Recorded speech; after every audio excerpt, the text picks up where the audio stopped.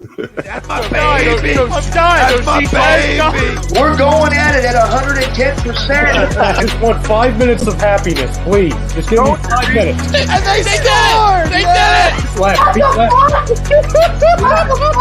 What the hell was that? Oh, yeah! What the fuck are you talking about?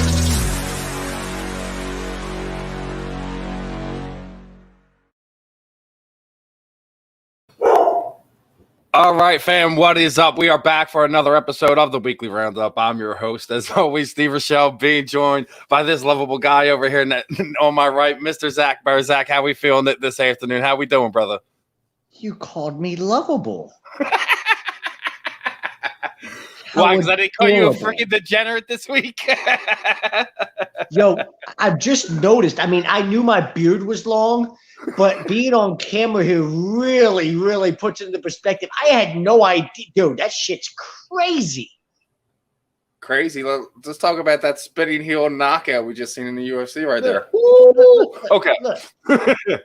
All right. Let's not get too sidetracked. We're gonna have a lot Steven, I am gorgeous. Let's just be honest.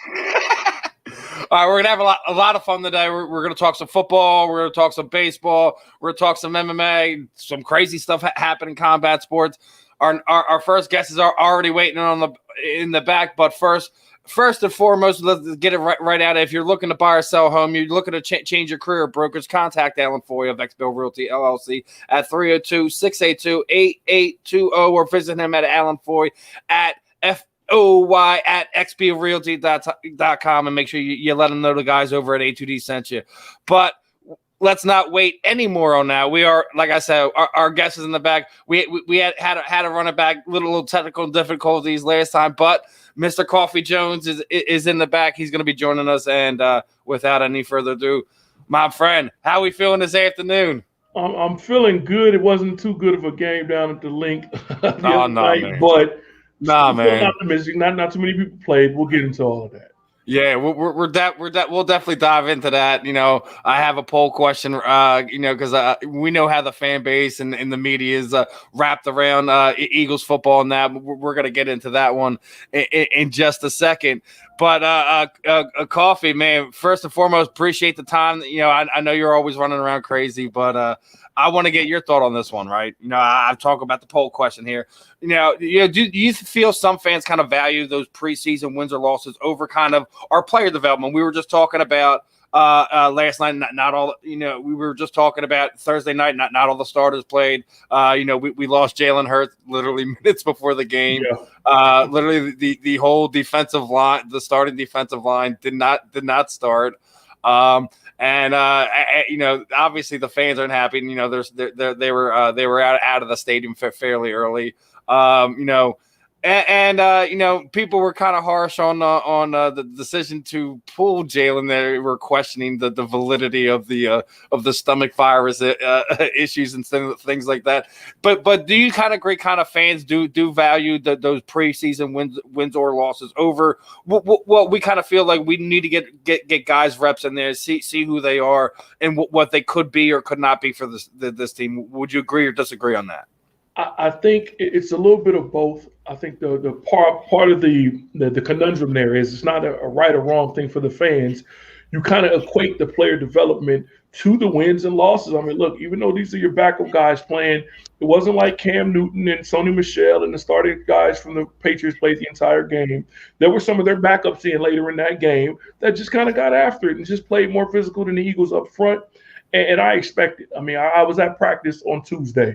Jaws and I were out there seeing everybody. When Jalen Reagor made that amazing catch, you could see I'm kind of like standing about 5 or 6 feet away from him at practice watching. Everybody kind of wows in that. But talking to people around campus that have been there earlier from Monday when they had the joint practice, the Eagles got after it. I mean, in the trenches, Fletcher couldn't be blocked. I mean, their front seven was just whipping tail against the Patriots. And even that day, we've seen a lot of good work defensively from the Eagles front line and a lot of the 7-on-7 and some of the team drills.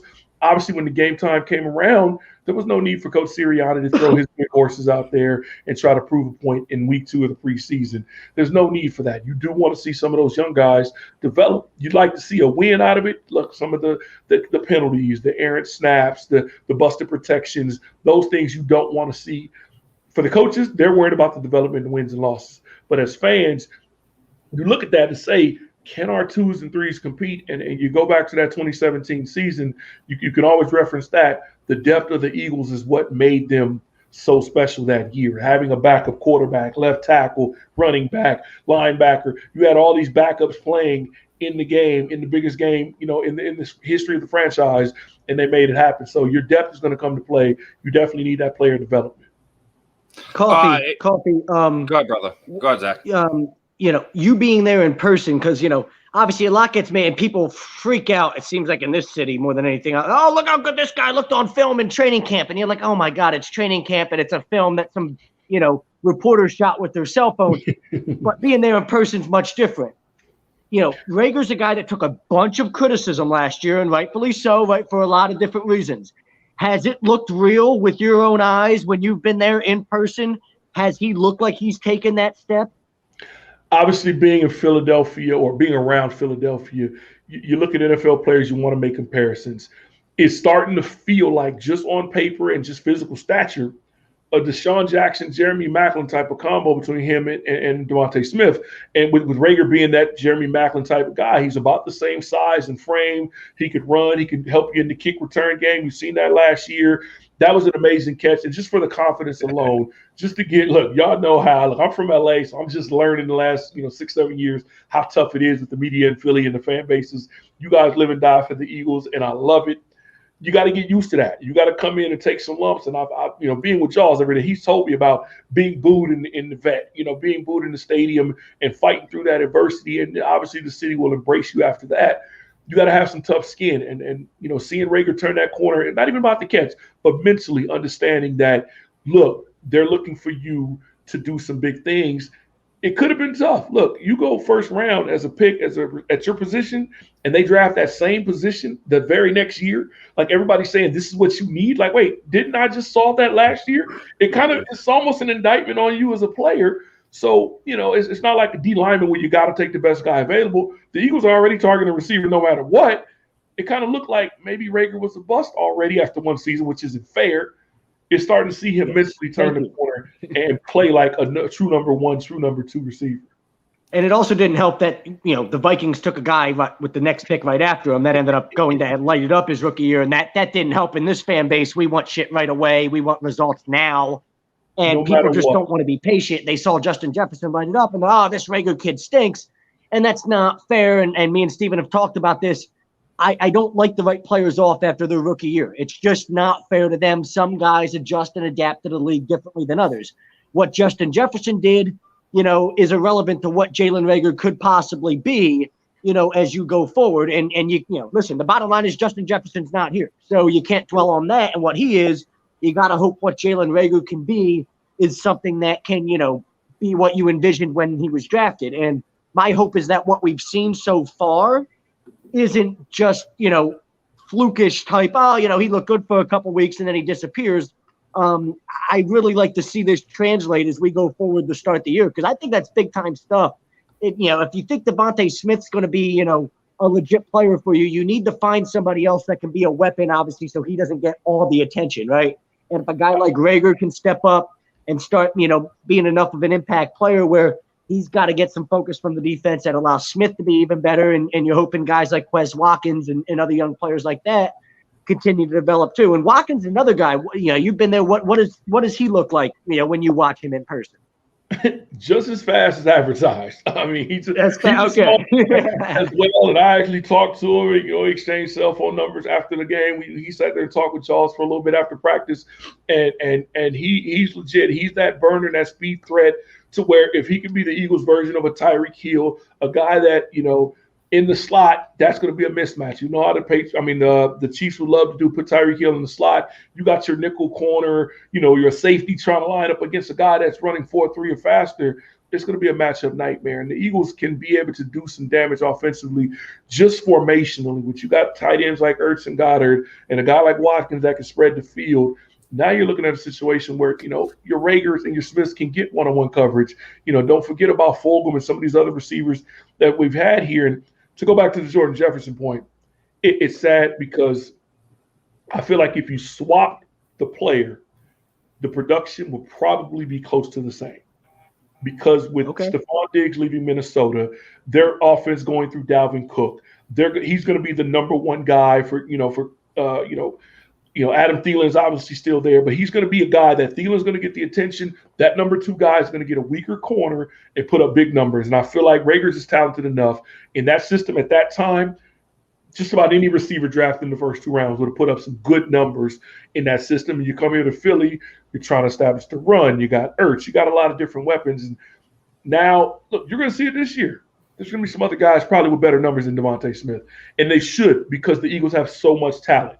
When you spread the ball around and you want to establish the run game with Miles Sanders, Devontae shouldn't have a 1,500 yard. Maybe it'd be great if he did, but if he does it, it should be okay if you balance it out with all the weapons they have. Yeah, and that's the thing. I love that. I love that. I hope Tommy's not still here, Steven. Tommy might get triggered and freak out over that. Remember, he's a huge Justin Jefferson guy. I was want to hear that. It's about where you end up. I was a big JJ guy. I was definitely on the train where I wasn't happy with the regular pick. But when you look at kind of how things are playing out, when you get a guy like Devontae Smith this year who passes the eye test, and everyone's kind of hemming and hawing, drooling over him. Chad Johnson's freaking eye googling him, and everyone like you're looking good on that pick, and like we were already talking about, we were really hard on Rager. It's really tough playing here. He wasn't kind of adapted to that, I guess, for whatever reason. It's not easy. It's not easy to make that transition, and as long as he's able to be able to haul balls in and be able to give them solid production to mix around with that. And like me and Zach were talking off air before we came on last night, like they're in a unique situation where even the younger guys, like you're gonna have to, like, obviously there's a good more than a probability that JJ Arcega-Whiteside is probably one of the guys with the odd man out, but you also have to wonder with some of the younger guys, maybe Hightower kind of you can get him snuck back onto the practice squad, but like what happens to a guy like that people love here in Ward.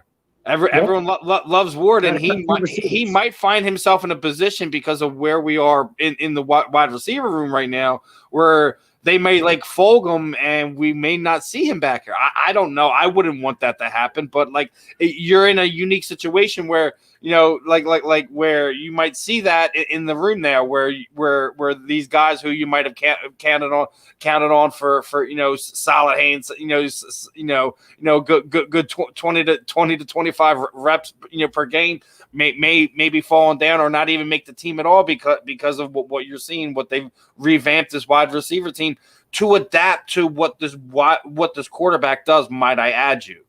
That's kind of the other thing that people aren't really talking about. Like we've done it, it's done, but it's made into what Jalen Hurts can do. They got 11 receivers on the roster as of Wednesday. I don't know if they've made any cuts. I haven't checked the transaction report today, but 11 different receivers: Rager, Ward, Devontae Smith, Fulgham, Quez Watkins, Arcega-Whiteside, Andre Patton, John Hightower, Jamon Osman, Hakeem Butler, and Mark and Michelle, Sony Michel's brother from the Patriots. They played. I've seen some good videos of them online, two brothers playing together. But I think Ward is a guy that, listen, the way quarterbacks go down, to have a guy like that has some experience at the quarterback position as an emergency quarterback, I feel like he's too valuable. Even if he's not your top 4 receiver, you got to find a way to keep him on your roster. So you're right. Arcega-Whiteside may be outside looking in, depending on what the money that they have committed to him. With, we're looking at his 3rd year in the NFL. He may be. I mean, maybe a position switch. That's that year, right? Like this is that time, and if he can, I think it'd be good for him. Maybe try to add some weight, move to tight end, play a little bit of H-back. You talk about Zach Ertz's contract. This may be his last season. You may need to move on and rebuild that tight end group. And if this is a guy, which obviously he'll have, pretty good tight end speed, and the moves of a wide receiver, if he can learn how to block and, do some inline cutoffs and stuff like that, he may be able to. You think J-Jaw could move the tight end and potentially, you think that might be a future position for him? I think it would. Looking at their speed that the Eagles brought in, like I said, Rager, Smith, Ward, Watkins, these guys can run.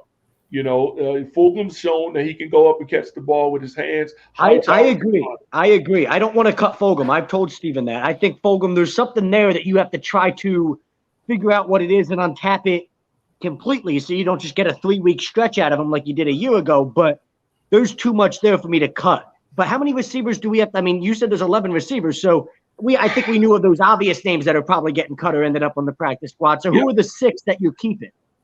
If it's me, Smith, Rager, Ward, Fulgham, Watkins,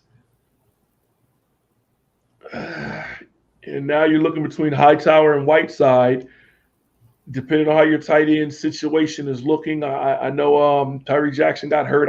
He made a heck of a catch in 7-on-7, the back of the end zone. He fell flat on his back.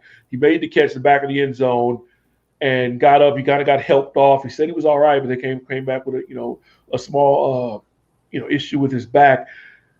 If Whiteside could make that move now, maybe, or try to plan on it, but I feel like with the money they owe him, it'll be Whiteside and Hightower.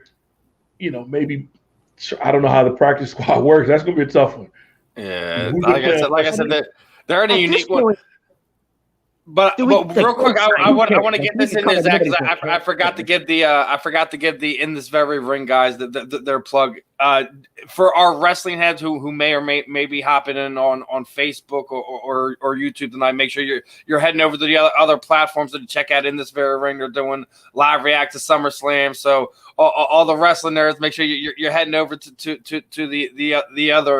the other formats to get your WWE fix. We're talking football. We're talking real sports tonight. Want to get real sports. Wow. Yeah. What? Jeez. Hold on. Anybody that watched the CM Punk debut last night, I mean, come on, man. That's a bigger pop than I've seen in any real sport in a long time. So just saying. And what happened when he went to a real sport? Oh, that's right. He couldn't hack it. He got beat up by a reporter. He was also like 40. He got beat up by a reporter. He was also like 40 when he made the switch. He got beat up by a reporter. He was also like 40 years old. He got beat up by a reporter. What if he would have made the switch when he was like 28 instead of 40? Could have been a little different. How many people how many people fight in the MMA at 40 years old and it's like, oh yeah, they're kicking ass, let alone for the first time. Dude, he got ran out of Rufus Sport. I'm going to leave it at that. He got ran out of his gym. Stop. I remember my small MMA story.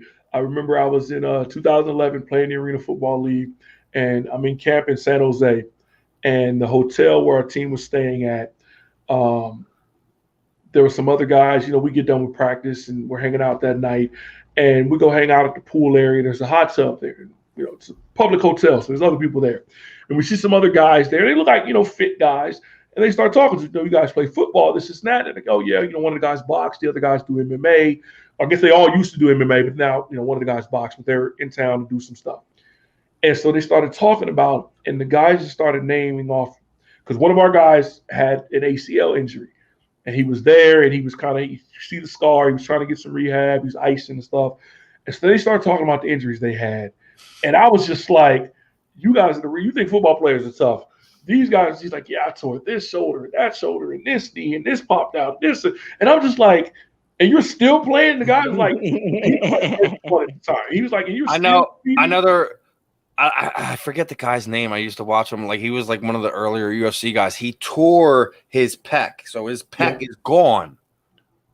Wow. It tore. So it's one where it went down. So there's no pec there. So he has one. He only had one pec.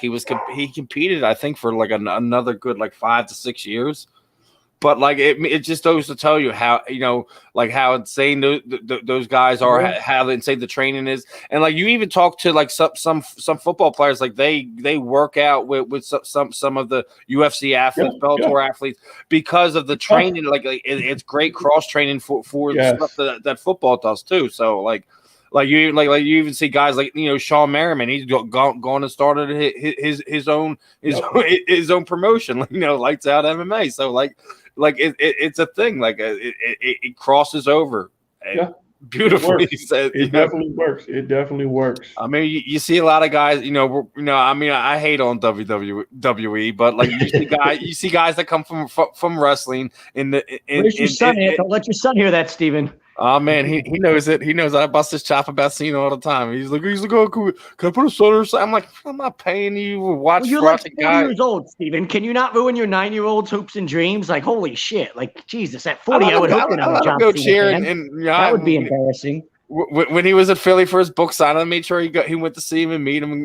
He was he was walking around with a toy. John Cena was one of the few things that signed his toy outside of the book. So.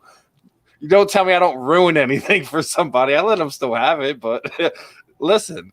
But doesn't mean like, sit there and bust his balls doesn't mean that doesn't mean like it doesn't have its entertainment value or you still don't have great athletes that compete. No, that's not what I'm saying. It's just not a real sport. It's entertainment. Speaking of people that got ran out of real sports, I feel like that's what happened to Tim Tebow. Finally. Like, is Tim Tebow I knew you were going to go here, man. It was a bad debut and bad nothing to not even make it to game 2. That's all I got to say. I'll say this. At that point, you got to be self-reflective and say this might be it. If there was ever a position switch, I feel like that's – I mean, no disrespect to any tight ends. Obviously, they're the elite guys. But being a former quarterback and he, did some wildcat type of stuff, being the athlete Tim is, you're playing for your former coach. You know what I'm saying? Like at the end of the day, if one of my coaches was at the NFL level and brought me in and let me go, can I just be a coach? Can I be a position coach or something? Like we don't need to do this anymore. Like if you trying to be, around the game or whatever, I get that part of it. But like don't sit there like you do the position change just because, like you said, your coach is now on that spot. I would just sit there and say like, dude, give me a spot on the coach and say, let's see what good I can do. Like, he's such an attention whore. This is why I don't like. Do you think it's the ego thing? Like really? Because I know. I knew you were gonna go there with that. Is it? He's an attention whore. I mean, he's somebody that loves the spotlight on him, and I don't think he knows what to do without it on him. That's why he can't coach. But the funny thing about me to Urban Meyer is almost like a father figure to him. Like Coffee, to your point, like when you've got like a dude that's almost like a father figure to you, I even gave him more credit than like we can go back and roll the tape. I said he'll make it to the end of preseason. He'll be cut before week 1. They just want to put asses in the seats in preseason. He didn't even make it to week 2 of preseason. That said a lot. Exactly. And the fact that, I don't know what the NFL rules, but they used to have cuts, periodically get it to 75 and then to 53. And then, the last couple of years before the pandemic, it was you can get them all the way through training camp with 90 guys. They even increased it to 90 guys. That's a lot of people that you're going to guarantee to be cut. And yes, coaches have done it. They've called in friends and guys from, so-and-so's nephew and so-and-so's neighbor to give them workouts and sign them, and they get into training camp, and you love it. I would never listen. If Jaws ever became the GM of the Eagles and wanted to sign me at 39, I'm gonna put his pads on and go out there and try to play. Hopefully, I'll make it, through more than one preseason game. But I'm gonna take the opportunity if it's there, and if his coach gave him a shot. More respect to Tim, but I know there's more. You're not going to go play minor league baseball afterwards. No. He's got so much ESPN money he can do for college football, the SEC network. Like arguably he's one of the best players, if not the best player. And I'm a Georgia fan. I hate to say it. One of the best players ever to play college football. With absolutely. What his resume says. So you can't take that away from him. He can go on TV, and any network would love to have him talking college sports and make a lot more money than he was going to even make with that rookie or that minimum contract in the NFL. No, I don't knock anything. College football, he's a college football legend. He should have stuck with the college football analyst thing from a long time ago, but that's why I always think it's an ego thing. That's what always comes back to me. Why couldn't you just been a college football analyst? No, you have to go play minor league baseball. Why? There's something there that like you have to, because people have to like. Now when there's a sellout at a minor league baseball stadium that all these people are here to watch you. Is that what it's about? I don't get it, but I mean, whatever. People but, I love the. I think too many people think the guy's a good dude, and I think there's something else there from an ego perspective that makes him not as good of a dude as people think he is. So I like to rip him for it, but it is what it is. I'm with you. Like, if somebody told me I could play minor league baseball for 5 years while I hit 212, I'd probably do it too. So only thing I don't like about Tim is he went to Florida. I'm a Georgia fan all day. He went to Florida. I still got a little issue with that, but being a Dogs fan, that's it. But other than that, from what I've heard, the people that have been around him, Jaws worked with him, some college football, ESPN stuff. He seems like a great guy. I'm so Philly. I'm just like I still like I'm a PSU guy even regardless of everything. Like it's just like it's like you stay to hometown. Like got mad love for Temple too, but like Penn State's kind of like the college you kind of go to for, when we're talking about football. Anyways, it's funny when I was younger and growing up in LA. I used to, obviously, I wake up in the morning, Big Ten, football always starts at noon. So 9 a.m., I wake up in LA and the game's already on. So I became fans, Tim Bianca-Batuka from Michigan and watching Kajana Carter. I remember the Sports Illustrated magazine. They had a 2-page fold out of Kajana Carter. And I remember cutting that out and putting it out. I love Penn State, just seeing the atmosphere. And I was a big fan of the Big Ten, being from LA, because I used to see them every morning. They were the first games on. And sometimes, you could, USC wasn't that good back then. I hated UCLA for some reason. So, I started being a Big Ten fan. Being at UCLA during that time? Yeah. Oh, man. You had some legendary coaches. Think about the coaches. USC, Joe Pa, and then Schembechler at Michigan, and then Hayes at Ohio State, who punched the player in the face and got banned for life or whatever it was. I love Charles Woodson, my favorite player. Guys, go ahead, big time stuff. Yeah, Charles Woodson, I loved him. I love he was. I think he was probably better in college, even as good as he was as pro. I just thought he was amazing in college. I've made some arguments with some of my best friends, my cousin Tiger, about Deion Sanders, and obviously in the pro career you got to go with Deion as the best corner ever. I said, but the best college DB, I want to make an argument for Charles. He's trying to debate it because the Heisman wasn't really back then, and some of the other awards that Charles won, they didn't even have him back when Deion played. But Charles was phenomenal. Congratulations to him getting in this Hall of Fame.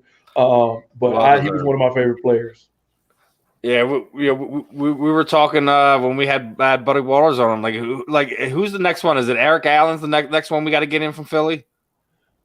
To be honest with you, I give you a hint. I feel like the odds favorite from Philly would be Dick Vermeil. Dick Vermeil he's been in discussions. He's been on some battle. He hasn't gotten the nod to be a finalist yet, but his name has came up in the room this year. 2 years ago, Harold Carmichael was the one they really pushed for with his presenters and the people that were promoting him with the Hall of Fame committee. But I know Coach Vermeil is pretty close from the people I've heard. He would be one to look out for, and obviously well deserved, for what he's done. He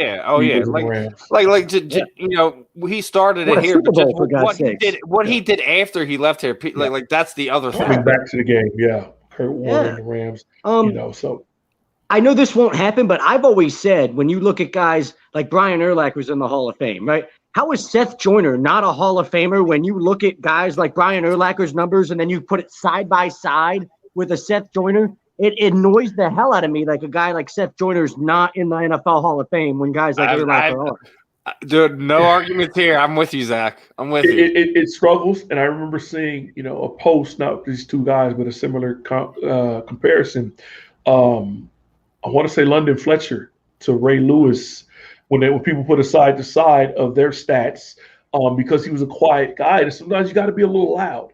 And with Urlacher, coming into, as a smaller linebacker, but getting that start in Chicago, that's home of being, a tough guy, a linebacker. Like that's just, it's either Pittsburgh or Chicago. To you, that's linebacker NFL. Exactly. So that's a linebacker. So he goes there. And Urlacher has a ring with the Bears, Joyner one with the Packers, and that's the big thing that I feel like a lot of people go, oh, well, one guy's got a ring, one guy doesn't. Like they both got rings too. Like it's kind of crazy to me. Here, some of the stuff he has some great talent around him. Tommy Harris and Briggs, and there's a lot of talent around that Bears defense that got a lot of pub. People want to argue with them with the Ravens and, some of those historical defenses. The Bears get mentioned in with those Urlacher days and the longevity he had. Yeah, Brooks, a lot of those guys, Tim Jennings, Tillman, a lot of those guys, the Bears were formidable for a lot of years. And it sucks that, Seth, and I was with him, last month out in Hershey, PA for a celebrity golf tournament. Seth still looks mean as heck. Like he's still the joiner. I've known him for years. I'd be catching his show all the time, dude. Like he still does. He has that look like when he's still when he'd be going back and forth. Like you just see the look that he gives sometimes. Like I'm all right, Seth. I'm good. It's almost like he's still pissed that he's not in the Hall of Fame. He's like, I'm going to kill somebody. Like, I see it. He's still mad about it. He looks like he wants to run down on kickoff. Like he'll volunteer for it. Like he looks like one of those guys. Nice. Especially when you see somebody not doing what they're supposed to, and exactly. not making the best of their opportunities and stuff like that. That's kind of the things like you tell it to gets him going. I made it a personal habit the last year when the Eagles struggled. Especially look at how they played. I look when it gets bad, people running the ball on them.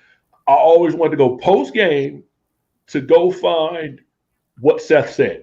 I'm following him on Twitter. I want to see because he's going to be blunt about it. That's 100 right there. That's absolutely 100 because he's probably like everyone's normally like when you look at all the figureheads in Philly like who have those positions, he's probably the one that comes at it from the most reasonable point. He was he just breaks it down. And if I was somebody in the Eagles organization, he was someone I would hire privately, just break down tape afterwards and just give coaches some things. Yeah. Jeffrey Lurie don't want that. Jeffrey Lurie wants somebody who's going to get down and kiss his ass, and Seth Joyner ain't doing that, right? Seth Joyner's going to tell him and Howie Roseman what the hell the deal is, and they're going to be like, he'll be honest. Speak to me that way. Honest. If a guy played like crap, he'll say it. The guy played, he won't cut any corners, be political about it. He'll say he played like crap. He needs to play better from the star to the 53rd man on the roster, and you got to respect that about him. And if we can rewind a little bit to what we were talking about with the Big Ten, I don't know if you guys saw. I just wanted your opinion on it real quick, Coffee. But I saw earlier about maybe an hour ago. What is it? The Big Ten, the Pac-12, and the Big 12 are all going to merge into one conference or something. Is that what I saw? Is that what's really going on here? It's some rumors, but at the end of the day, it seems like that's what it already is. I mean, in reality, do it right for them to compete with the ACC and the SEC. I would love that. I would love it just because my thing is, if you would just do away with all the nonsense of this conference or that conference having more leverage for X, Y. I'm with you there. I like where you're going there, Stephen.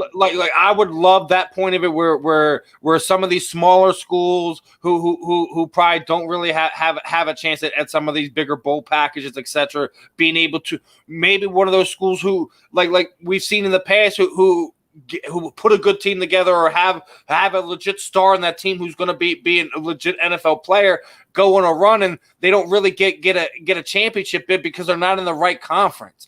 It's some of the stupidest things we've seen over in college sports. So it doesn't matter if we're talking about football or other athletics that we've gone over the years. It's one of the silliest things that needs to be done away with. And that's the other thing. We got Coffee on. Couldn't be happier for these kids to get paid at some point in time too for the likeness. I totally agree with that. And on that note, I'd like to say, if you think about the comparison between college football and college basketball, when you get into the postseason, now people want to say an expanded playoff would diminish the regular season. That LSU Auburn game in week 8 wouldn't mean as much. Listen, you could say that with college basketball. Right? Seeding means everything, but still, at the end of the day, let them play. But look at March Madness versus bowl season. Nobody's really watching until you get to New Year's 6 or a school that you root for. Nobody's watching these others. No one's tuning into a bowl game until after January. Yeah, I came home on a Saturday night, and it needed something to do after 8 o'clock, so I watched the LSU Auburn game. But that's just because I was sitting down drinking a beer and needed something to watch on TV, and it was the football game on. That's the reason you're watching it. The beauty of March Madness is the upsets. When you're seeing the 15 seeds, the Cinderellas, and you get that because of it. And it takes away, yes, you may not watch Virginia Tech and Duke every week, or, Penn State and Ohio State in the regular season. They're going to play twice. They're going to play a third time in the Big Ten tournament or whatever. But when it gets to March Madness, everybody's tuning in. You're watching as many games as you can on all the networks because you get those magical moments. And to see a team like UCF a few years ago, I felt like they could have competed with anybody. I broadcast Ivy League football for Penn and Princeton for the last 4 or 5 years. I'm going to do it again this fall. Princeton with radio and IMG, Penn with NBC Sports with Joe Torty and ESPN Plus. Princeton had, 2 years ago, they went undefeated. They had up to the 8th ranked team in America at the FCS level, but they don't go to the playoffs. You don't get a chance to see what they could do against the North Dakota State, some of these other, Sam Houston states in the country. That kind of sucks. James, I would love to see UCF that year go up against an Alabama, go up against, get a chance to win a national championship. Some of these teams that make a run with a smaller school right now, it becomes so political with the polls.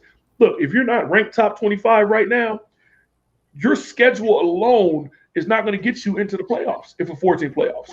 If you're even what's people's argument with that, Coffee? Like people's argument always seems to be, Alabama would beat them 60-0. Okay, well, whatever. Let's figure that out. But that's what I like about this idea of possibly the Big Ten and the Pac-12 and the Big 12 all forming into one conference, because I feel like, over the past decade, let's be honest, if you weren't Alabama or Clemson or like one of those teams that played in the SEC or the ACC, you weren't winning shit. It's just the bottom line. Oregon had some good teams. They didn't win a national title. Weren't going to come close, right? It almost got to a point where now over the past 5 years, we knew there's maybe 3 teams before the year where you're looking at, those 3 teams could win it, and nobody else has a chance. And it's become so watered down, you're almost like, what's the point of this? And maybe forming like a conference where like those 3 can form one conference, you got a lot of good teams. Maybe it could help even that out a little bit and start to kind of even the flow and make it so Alabama and Clemson and teams like that aren't so dominant on a year in, year out basis.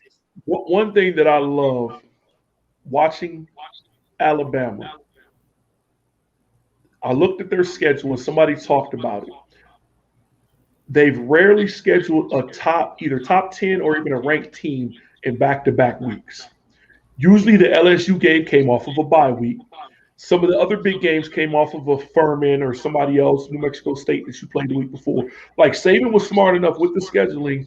You can't put that gauntlet back-to-back and try to go SEC is too tough. It's too tough for anybody. And some of these other teams do that. And people try to knock Alabama for that and say, they're playing cupcakes and they're playing the weak non-conference schedule. But again, when they go up against Clemson, Ohio State, Florida, they're beating them too. So it's hard to really knock them on their strength of schedule. Right. When they roll Ohio State by 31 points. Exactly, and beat Clemson. So at the end of the day, I think you can expand the playoffs now that you're looking at a difference where a longer season is going to be more injury risk for players. Yeah, you're going to generate some more revenue. Maybe take a game or 2 off the regular season, expand the playoffs.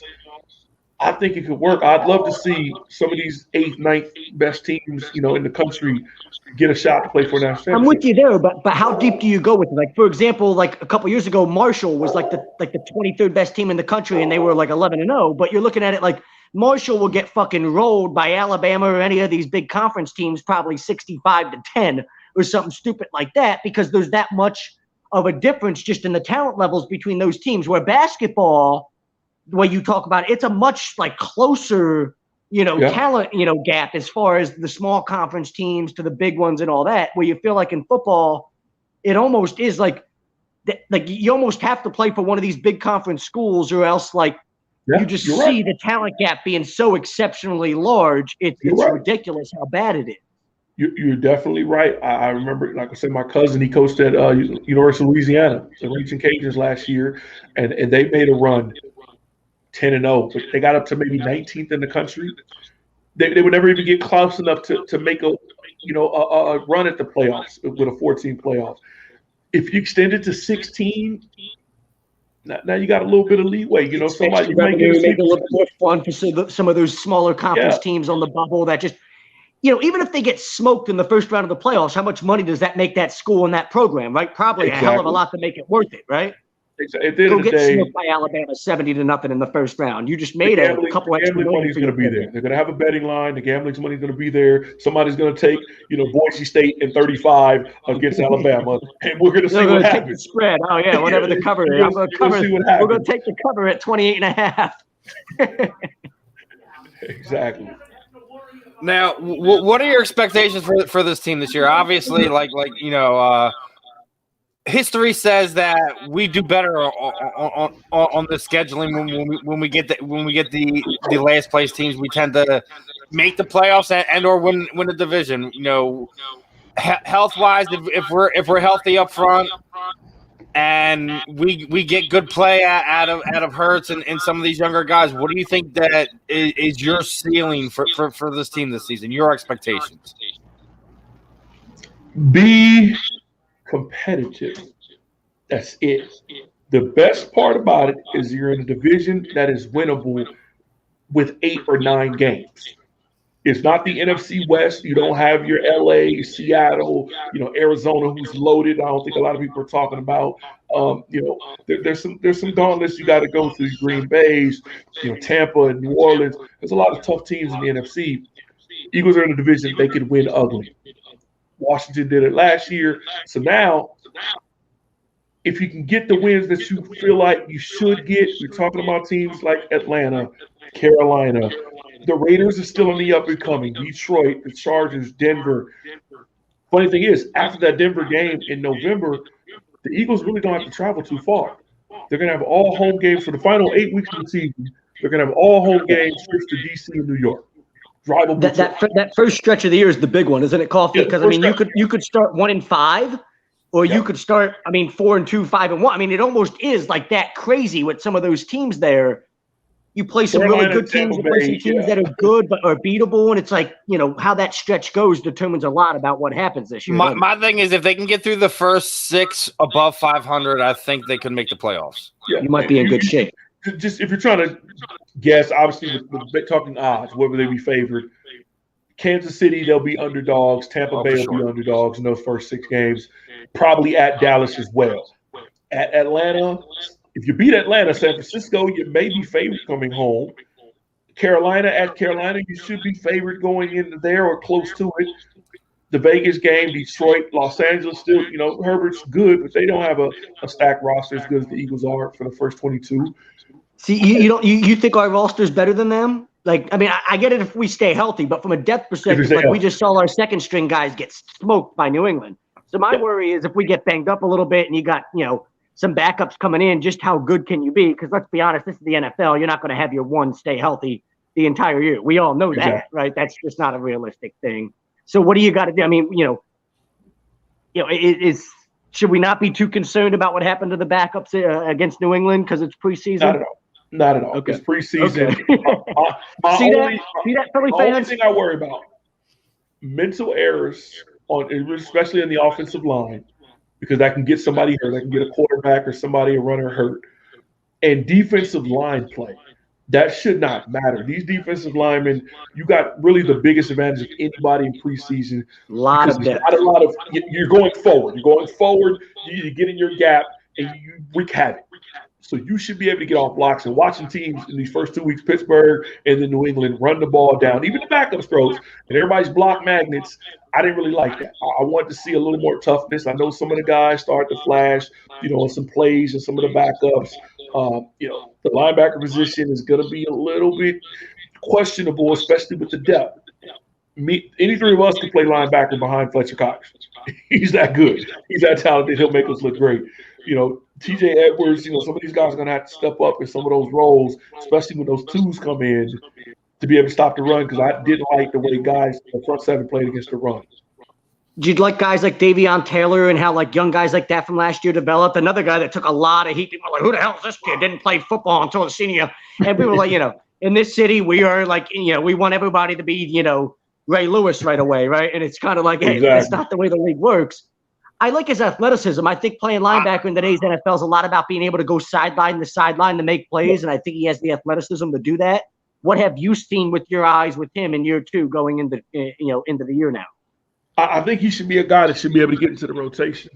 And one thing that I always talk about, like I said, going back to that 2017 year, the Eagles had depth up front. And that second unit, when Fletcher Cox came out of the game, you go to Michael Bennett, you go to Chris Long, you got some guys that are come in that are veterans that can play. You could bump, Brandon Graham down inside to defensive tackle. You had some monsters that can go get after the quarterback and stop the run. The past 2 years, literally, you can go back and watch the film when the Eagles played, and I got some ESPN stats I can tinker with and try to figure out the numbers.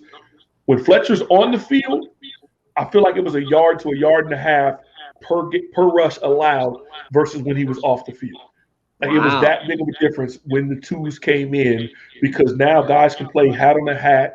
You didn't have to worry about, Nate Gary. I love Nate to death, but it's difficult to get off a 300-pound guy like me when I'm coming for you. But if I can't get to you because I got to double Fletcher and help my center out, then you can make some plays.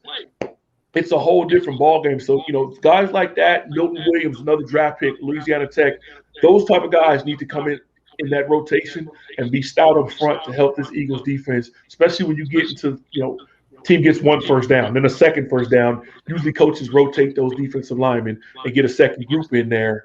Then your defense first team can come back, once they get closer to the red zone. That's the point where you got to be able to withstand from the midfield point to the 30-yard line, that green zone. If your second unit can hold up, your defense will be a lot better. So I take it, as about a month ago, Vegas had the Eagles line for wins at over under 6.5. I'm on it. You're taking the over, like you're betting the house on that I would say over. The house? You're not betting the house on it, but you like that. I'd go as far as a paycheck, not a house. I'd go a paycheck, a bi-weekly paycheck, and I'd say over. I'm thinking 7 to 8. That's a good payday, though. Hey, you bet a bi-weekly paycheck on that on the over, and they hit the 7. I mean, even 7 wins, like you stink, right? With 17 games this year, that means you got a losing record. You're 7-10, and you still hit that. That's not a bad bet. Yeah, you got some games on the schedule that. Depending on when you see them, you got the Giants. A lot of it, especially in the back end of the season, depends on the playoff rush. How healthy you are and things like that. When the Eagles were out, Doug Peterson did the team a favor on his way out. Losing that game gave you Devontae Smith. Gave you the 10th pick that you were able to trade up to get to 6 to get Smith. If not, you're not going to be able to get that. You'd be in the teams trading, and you'd have to give up too much. So sometimes they don't like to say it for the fans and the people watching. Teams do kind of tank or ease up off the gas when you're out of the playoffs, not in the division race. You may catch a team like that. Obviously, in this tough division, when you get down to Washington, New York, and Dallas in that last month of the season, one of those teams is going to be out of the race. That may be another winnable game. The Jets, Denver, LA, you get by Vegas, Carolina, Detroit. Those are all, winnable, but you're also a little bit worried, the Jets could beat you, depending on how Zach Wilson looks. You're like, hey, the Jets could be better than people think too, right? He threw 2 touchdowns the other night. He played a pretty good game against the Green Bay Packers the other day. So there's going to be some of those games in there where you flip a coin and say they could go either way. You're going to have to win some of them to make this season exceed expectations, right? And look, that's the scary part about it, because if you look up and the Eagles are sitting at, 5-9, or they're 5-9, it may just go south. Okay. They may just start to pull off a little bit, save Jalen, and bring some of the starters out, save Fletcher, and try to see what you can get out of those 3 first-round picks for next year. Exactly, which hopefully Carson stays healthy and makes that 3 first round. He looks like he's on pace to play week 1 now, which is why did we overreact about everything in this city? Don't we, Coffee? Like 2 weeks ago, people were like, "Oh my God, there goes the first-round pick," and then 5 days ago, it's he's going to play week 1. He's fine. Like, why do we do this? Why do we drive ourselves crazy and overreact to shit like this? That one wasn't. I feel that one. That one wasn't too much of an overreaction. That was a perfect reaction. He said surgery, and it's like, oh boy, here we go again. Yeah, but the 5 to 12 week thing was weird to me. Like, usually you get windows 6 to 8 weeks. 5 to 12 is weird to me. That means probably 6 weeks. That's what that tells me. 5 to 12 means elite athlete, 6 weeks. You're an elite athlete. You're recovering from this better than most people. 70 to 75% of the snaps he's got to play to make it a first-round pick. Yeah, and he could even miss 2 games and play 75% of the snaps. Exactly. So, once you get past that threshold, especially to start the season, you don't even start off. You got to hope he stays healthy for the rest of the way. I'm with you there. Of course, he can miss 3 games because he's got a sore, vagina, right? I mean, for all we know. Right? Look, for the Eagles, this is what you want. You want the Colts to be competitive. With the Eagles, we want them to play as many games as possible, right? But you need the team to be in the AFC South race. Don't let Tennessee run away with that, because if they get into a tank mode, they may pull Carson out to save him. And if he gets to 65% in the last game, they're like, you know what, we're going to rest Carson. Good point, because they don't want to give up that first-round pick. Okay. Yeah, I see where you're going. So, let's make sure that stays a 2. Yeah, so let's cheer on the Colts. I see where you're going. Let's cheer on the Colts. All right, Coffee. Before we get ready to wrap you up and let you go, we typically kind of throw the proverbial microphone over to you. Anyone you wanna shoot at your social media sites?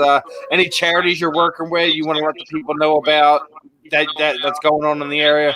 The time is yours, my friend. At AFL Coffee on Instagram and Twitter. AFL Coffee Jones on Facebook page. It's been great. Obviously, still working with Jaws, running his business management, production, stats, and everything. We just got a new deal. Jaws is the endorsement and spokesman for Live Casino in Philadelphia. So we'll be doing a lot of business and work with Live Casino.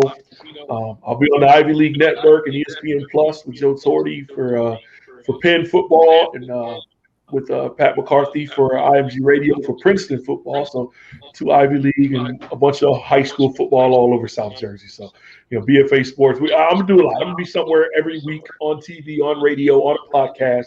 You guys will find me, and I'll be back on your show talking some more ball again. Nice. Well, we got to bring you back on during football season, right, Stephen? I mean, at some point during the Eagles season here, we got to get you back on. Saturday nights is perfect. Of course. But Coffee, always appreciate the time, and we'll definitely be in touch. Be safe, and have fun. Enjoy your weekend, and we'll catch up, my friend. You too, fellas. I'll talk to you soon. All right, man. Good stuff. Thank you. As always, Coffee Jones is always a blast, my friend. That was another good one. This time, the audio held out. There's no technical. I think that was one of our better ones, Stephen. When was the last time we went 45, 50 minutes with a guest? That was just we've gone pretty good time, but it's easy when you have somebody who's just in so many different layers. We could have kept them on for another 30, 40 minutes. He could have been the third co-host of this show. I mean, he rolls with it. We go from here to here, and he just rolls with it. I mean, that was really good stuff. Like one of my favorite interviews we've done so far here. Oh my God! Here we go. Yeah, I know. I'm with you, Tommy. I told you. See, look how I didn't realize until I came on the air just how long it really is. You're right, bro. It's out of control, home dog. It's in a beard or a mask. Yeah, we might come see you later this week. Like, I don't know, Tuesday or Wednesday. Like, we might come out there. Like, what you thinking? Oh man! Come to the beach with you. Sip on some umbrella drinks with some vodka in it. Yeah, some mermaid drinks or whatever. If he's in your town, if you haven't already catched up with him, there's a problem, brother. There's a problem. The big problem is I don't have a car to drive out to see Tommy. I feel bad. He's, like 35 minutes away from me, and I can't drive to see him because my car was totaled. And, now I have to take a bus or something like a fucking bum, like a peasant, like one of these normal peasants, Stephen. Too important for that shit. Me and the wifey are way too pretty to be caught taking a bus anywhere, but that might be what we have to do here. Do what you gotta do. Steven's like, you are not that pretty, shut the hell up.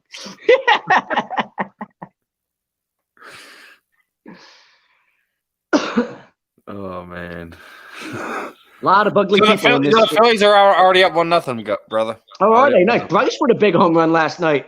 I'll tell you, Bryce at 20. If Bryce can get to 26, 27 home runs as we hit September, I mean, I know that this team is driving us crazy. We have no idea what's going to happen with the playoff race. But if they find a way to make the playoffs and Bryce ends up around 35 homers, I almost think you have to give him the MVP award. Do you not? I mean, this dude is carrying us on his back at times. Nobody gets on base in front of him. We've had 8 different center fielders play this year in this goddamn lineup. He's been hitting in the 2 or 3 slot, and there's nobody in front of him to get on base. He doesn't he hits all these solo home runs, and a lot of them come in big situations in the game where you're up by a run, or it's a tie game, or you need an insurance run. I mean, if he's not the MVP, he's got to be the most underrated player in baseball this year. For all these people that harp on how overrated he is, he might be one of the most underrated players in baseball this year. Big time. I mean, the Padres are a team that's, expected to be a playoff team. And, that was a big home run last night that, put us in a position to go win a game on the West Coast. This is almost a series where you have to go, like, from this point forward, you got to win, like, every series. Do you not? Like, if you really want to put yourself in a good spot, the Braves have built a little bit, of an advantage now. You have to almost go win every series from this point forward. I mean, you have to. You can't. You can't go one for two in these 3-game series right now, and then obviously you got to win San Diego. Especially the fact that you go on that run, and then you go fall flat in your face to a team like Arizona. You stop. Yeah, Arizona. I mean, you go and win 2 out of 3 from Arizona. Good. I mean, you sweep Arizona, which you would think should be possible when you're in a good shape in the East, but you need to at least take 2 or 3 there. You can't get fucking swept or lose that series. It's just insanity, but, that's what this team does to us all year long. They've driven us crazy. So, what else is new? But got to have a big September. You have a big September, and, you never know what could happen. I mean, like, I think the biggest thing is the guy on the mound today. You need Nola to wake up. And listen, Nola's been frustrating all year. But, again, if he's a guy that has a big September and goes 4-0 in September down the stretch and pitches like an ace, you kind of forget about everything else that's happened up to this point this year. If you get into the playoffs by a game and he's, pitching like an ace again, okay, whatever, we ripped Nola, and at the same time, Zach Wheeler was in the Cy Young conversation 2 weeks ago, and now he's losing to Arizona, so, he's, coming out of the break, Zach Wheeler, you're like, wow, this guy's in the Cy Young conversation. Now he's dropped the ball. He's like, lost 2 of his 3 starts or whatever, over the past couple weeks. So, there's a lot of blame to go around. It's just ridiculous that I think we're at this point in the year with this many guys where you're like, this shouldn't be this inconsistent. You've got Harper and Real Muto and McCutchen and Wheeler and Nola and all these guys that have been there and done enough of this to be like, this shouldn't happen where like there shouldn't be this much inconsistency. Girardi is a World Series manager, for God's sakes. Like this, we shouldn't be going into September and we're still fucking having the same headaches with this team. But, all is forgiven. If you have a big September and you find a way to, fight out and win this division. At this point, we go back and forth every week. 2 weeks ago when, last time we talked, I said we're winning the division. Last week I wasn't with you, but I would have told you I think we're fucked. This week, I don't think we're winning the division. But next week, that could change again, right? So it's, the first show in September, it might change even more. It's absolutely insanity. But, it's the story of a Philadelphia sports fan. Think about it, how up and down this year has been. If we go and make the playoffs, a guy like Harper's in the MVP conversation, a guy like Wheeler's in the Cy Young conversation. You almost look at this year, if you go and say you sneak into the playoffs and find a way to win a playoff series and then get swept in the NLCS, but who gives a fuck, right? Like, you're almost like, wow, like how rewarding was this year? The ups and downs, the headaches, the near aneurysms, the near heart attacks, everything to go with it. Like, it's almost like this is why you're a sports fan, right? Like, sometimes we don't appreciate, all of this enough. Like, people that are old enough that listen to this show that are old enough to remember that 1980 team, and, obviously you're not in that group, thank God, right? You're not old enough to remember that and be really old, right? Tommy and people like that aren't that old, but people that remember that 1980 team, that team, when you go back and look at the history of it, they were kind of just until September. And then all of a sudden they figured everything out in September and they went on this big run. They ended up pretty much clinching the series, clinching the NL East in the final series of the year in Montreal. Mike Schmidt wins MVP, and you go on a big run in the playoffs, you win the World Series, and it kind of, that just becomes part of the legend of that year.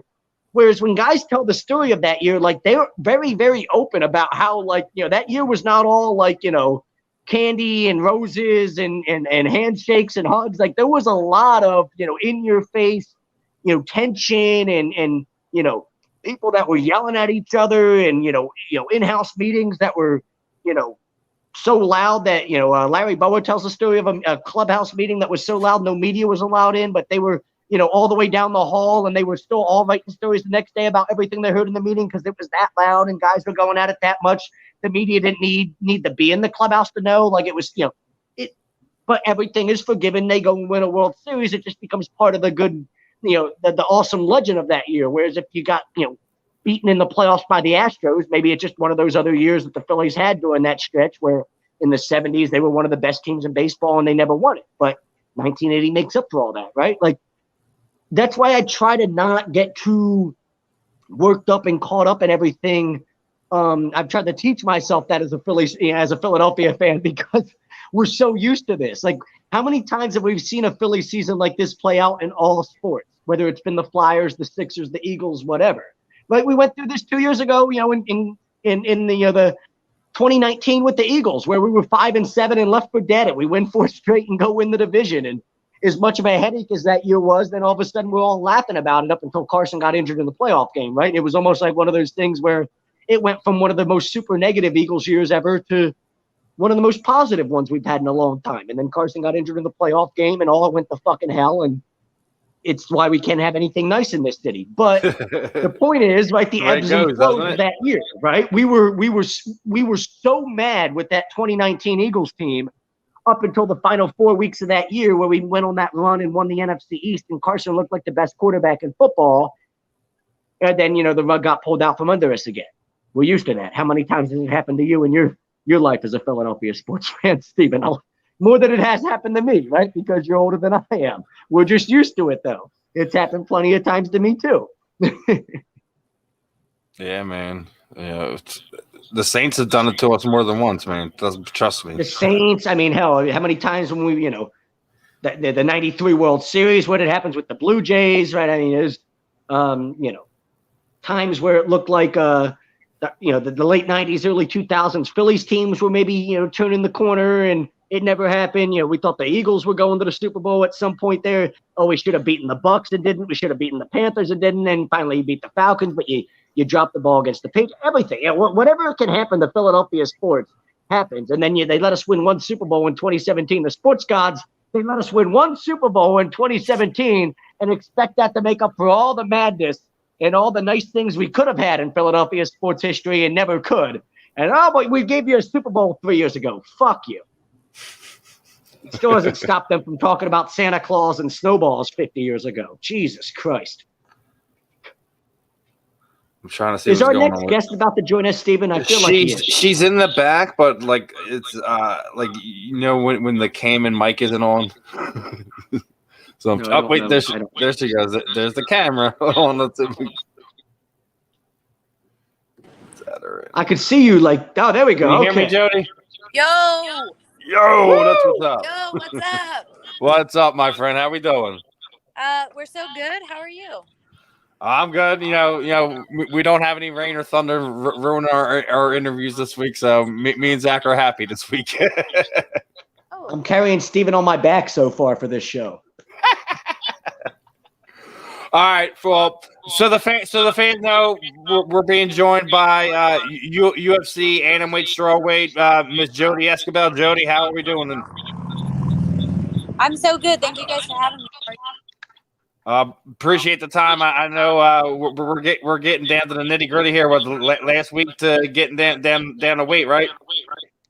Yeah, just in the weight now. That's all the hard work's put in. Getting ready to have fun now, right? Yep, that's it. So are you in your training gym at the moment? Is that what we're looking at behind you right now? Is this the total package here? Or what is this? I am not in my training gym per se right now. I'm actually at my local armory. Okay. It looked like a warehouse. I mean, I didn't know what it was, but I was like, oh, maybe she's in the middle of training right now. I could tell it was this big, wide open space of sorts. Yeah. It's just, buying guns and stuff. Ain't nothing wrong with that. Ain't nothing wrong with that. What are you shopping for tonight, Jodie? Some girls, go shopping and buy clothes and stuff, shopping, and I buy, guns. So whatever. Ain't nothing wrong with that. Maybe we could get a live gun range performance here on HD. You never know what could happen, right? Absolutely, do that. Awesome. So how excited are you for this one? Obviously everything's been crazy over the last year and a half or so. How happy are you for this one? Invicta FC 44. Hey, I'm really happy. I'm thankful for the opportunity, and yeah, everything's been crazy, and how blessed am I? I was just talking to the guys about being able to do what I love, and that's that's it. And we're out, we're back. We have a crowd, like that's cool. And we're getting back on track. And it's important for the athletes and important for the people too. You know, it's important for people to be able to check out and watch them fight and not think about anything. That's our job as entertainers, to provide that time for people. And I think that's important. I agree. I think, we just recently, like, just been able to take my family out to some football practice here for the Eagles and stuff like that, and just seeing how happy they are just being out there and stuff like that. Like, people don't understand like how rough it is, but not just on us, like the things that we do, like just for them too. Yeah, absolutely. I agree. That, we got to show that strength, and we got to be able to be out there and get people back. Now, obviously, it's been crazy getting to this point now. Even you, I think even you just went through an opponent change within the last month too, if I remember correctly, right? Yeah, last week they changed the opponent. Same, different opponent, same plan, right? Yeah. It's very. I think it's very cliche of a fighter to say like, oh, same plan, blah blah blah. But it's true. It's the truth, right? Like I was training. I was in camp. I'm training to compete. I'm training to have an athletic performance. And I mean, really, does it matter who is in front of me? Like, I mean, sure. But at this point in my career, it doesn't matter. Yeah, I mean, you're always one of the ones that just doesn't matter who's the name on the contract. It's just the matter of the contract and the date and what's the weight. Yep, absolutely. Is there anything like if you have an opponent change this late and there's a slight style change or anything like that? Like, is that just something that you're aware of going into the fight, and you're just like, well, at this point, it's too late for me to change, what I'm doing from a training perspective? I mean, there's got to be something there mentally that makes you say, oh, it's a little bit different style than what I was expecting or something. Yeah, for sure. I think that it's important to give every fighter their respect, and like, man, I'm really good at kickboxing, or I'm really good at jiu-jitsu, and maybe that changes your plan a little bit and whatever. But like, as far as training differently, like it was so late in the camp that it was more just like mental reps, right? Because it was a week ago and that was my last hard week of training. So, yeah, sure. Also, you get to a point where you're pretty well-rounded, right? Like you want to know that you're going to win a fight no matter where it goes, and it doesn't matter what the other person's doing, and that you got to have confidence in that. And I'm finally in that position. And there's another thing, big event there. Multiple titles are going to be on the line. How excited are you for that card too? Not just your event. There's going to be a lot of fun fights on that one that Shannon and them put together. It's a jammed packed card. And when Shannon asked if I was going to be available, or that we had started talking, I was beyond excited to be part of it. And it's going to be a great night of fights. And like I said, I think it's important. I think it's important to be able to have that checkout time and unwind with a great night of combatives, right? Yeah, I always, obviously, I'm a little more excited too, because we got the local girl that now still playing it there in Las Vegas. Serena de Jesus is going to be on there, so it's always fun watching her fight. Yeah, absolutely. I was in Vegas for the beginning of my camp and was able to train with her a bit. They're doing great things down there at Invicta. Yeah, that's always been the hotbed down there in Vegas, especially for the women. Yeah, there was no easy rounds. I'll tell you that much. Oh yeah, and I think if you've been there recently, that means Jessica should have been cleared from her knee injury, so she should have been working out there too. Yep. Now, are you back now down in Albuquerque finishing the camp? I did finish my camp in Albuquerque. All right, that's what I figured. Always good to get the last bit of rounds and last bit of knowledge in before you get ready to head out, right? Yep, absolutely. Now, I know you're married to Keith now. I know he's got a movie going on now, right? Isn't he? Yeah, we filmed a short film here in Albuquerque, El Paso 1155, that's going through editing right now, and so it's really exciting. I can't wait for you guys to see it. I can't wait for everybody to see it. And he's been working so hard, harder than I've ever seen him work before on a project, and it's going to be amazing. It's awesome. That's good. I mean, I know since he's retired, he's really kind of delved into the acting thing and things of that nature. So good to see him find another outlet to kind of really be passionate about. Yeah, it's been great. It's harder than fighting, I think. You know, you go to hundreds of auditions and maybe you get one part, or you know, people go to college and get degrees in acting and film writing and all these things, you know, and he spent so much time really 100% dedicated to fighting that I felt like sometimes maybe he thought he was trying to catch up, and he's really put in the hours to make sure that he's caught up, and it's really cool to see. It's really inspiring.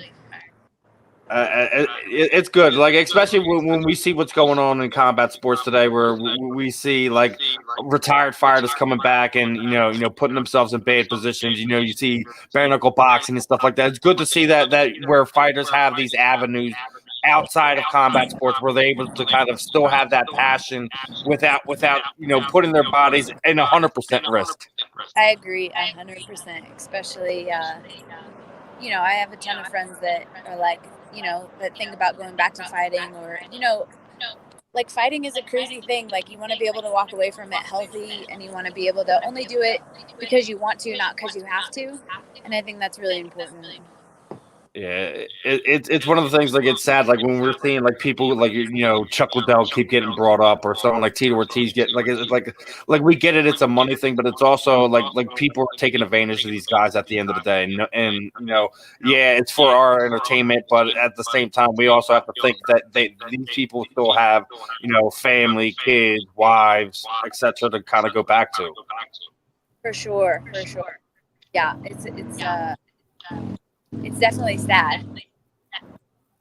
Hopefully, you know, moving forward, you know, we'll see some things change in the sport overall. You know, I had Kung Lee on here, you know, about a month ago. You know, obviously they're still trying to make some changes in the sport with what they're doing as well. So hopefully it's one of these things where you know these guys have some type of pension moving forward. And you know the guys who've retired, something you can hope for, right?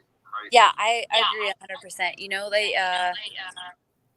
you talk about people putting so many years into something, and if they're not investing their money in a certain way, but I've spent all my time working on this craft that is only a very small window of time, right? Like we can't do this forever, nor should we have to. And I think that fixing that is huge. You know, I'm lucky enough to own a yoga studio, and I'm a flight paramedic, and that brings me back to being able to fight because I want to, not because I have to, and I think that's cool. I think that's really important, and it relieves a lot of stress too, you know. Yeah, stress from life. Yeah, being able to legally punch someone in the face and not get in trouble for it's a beautiful thing.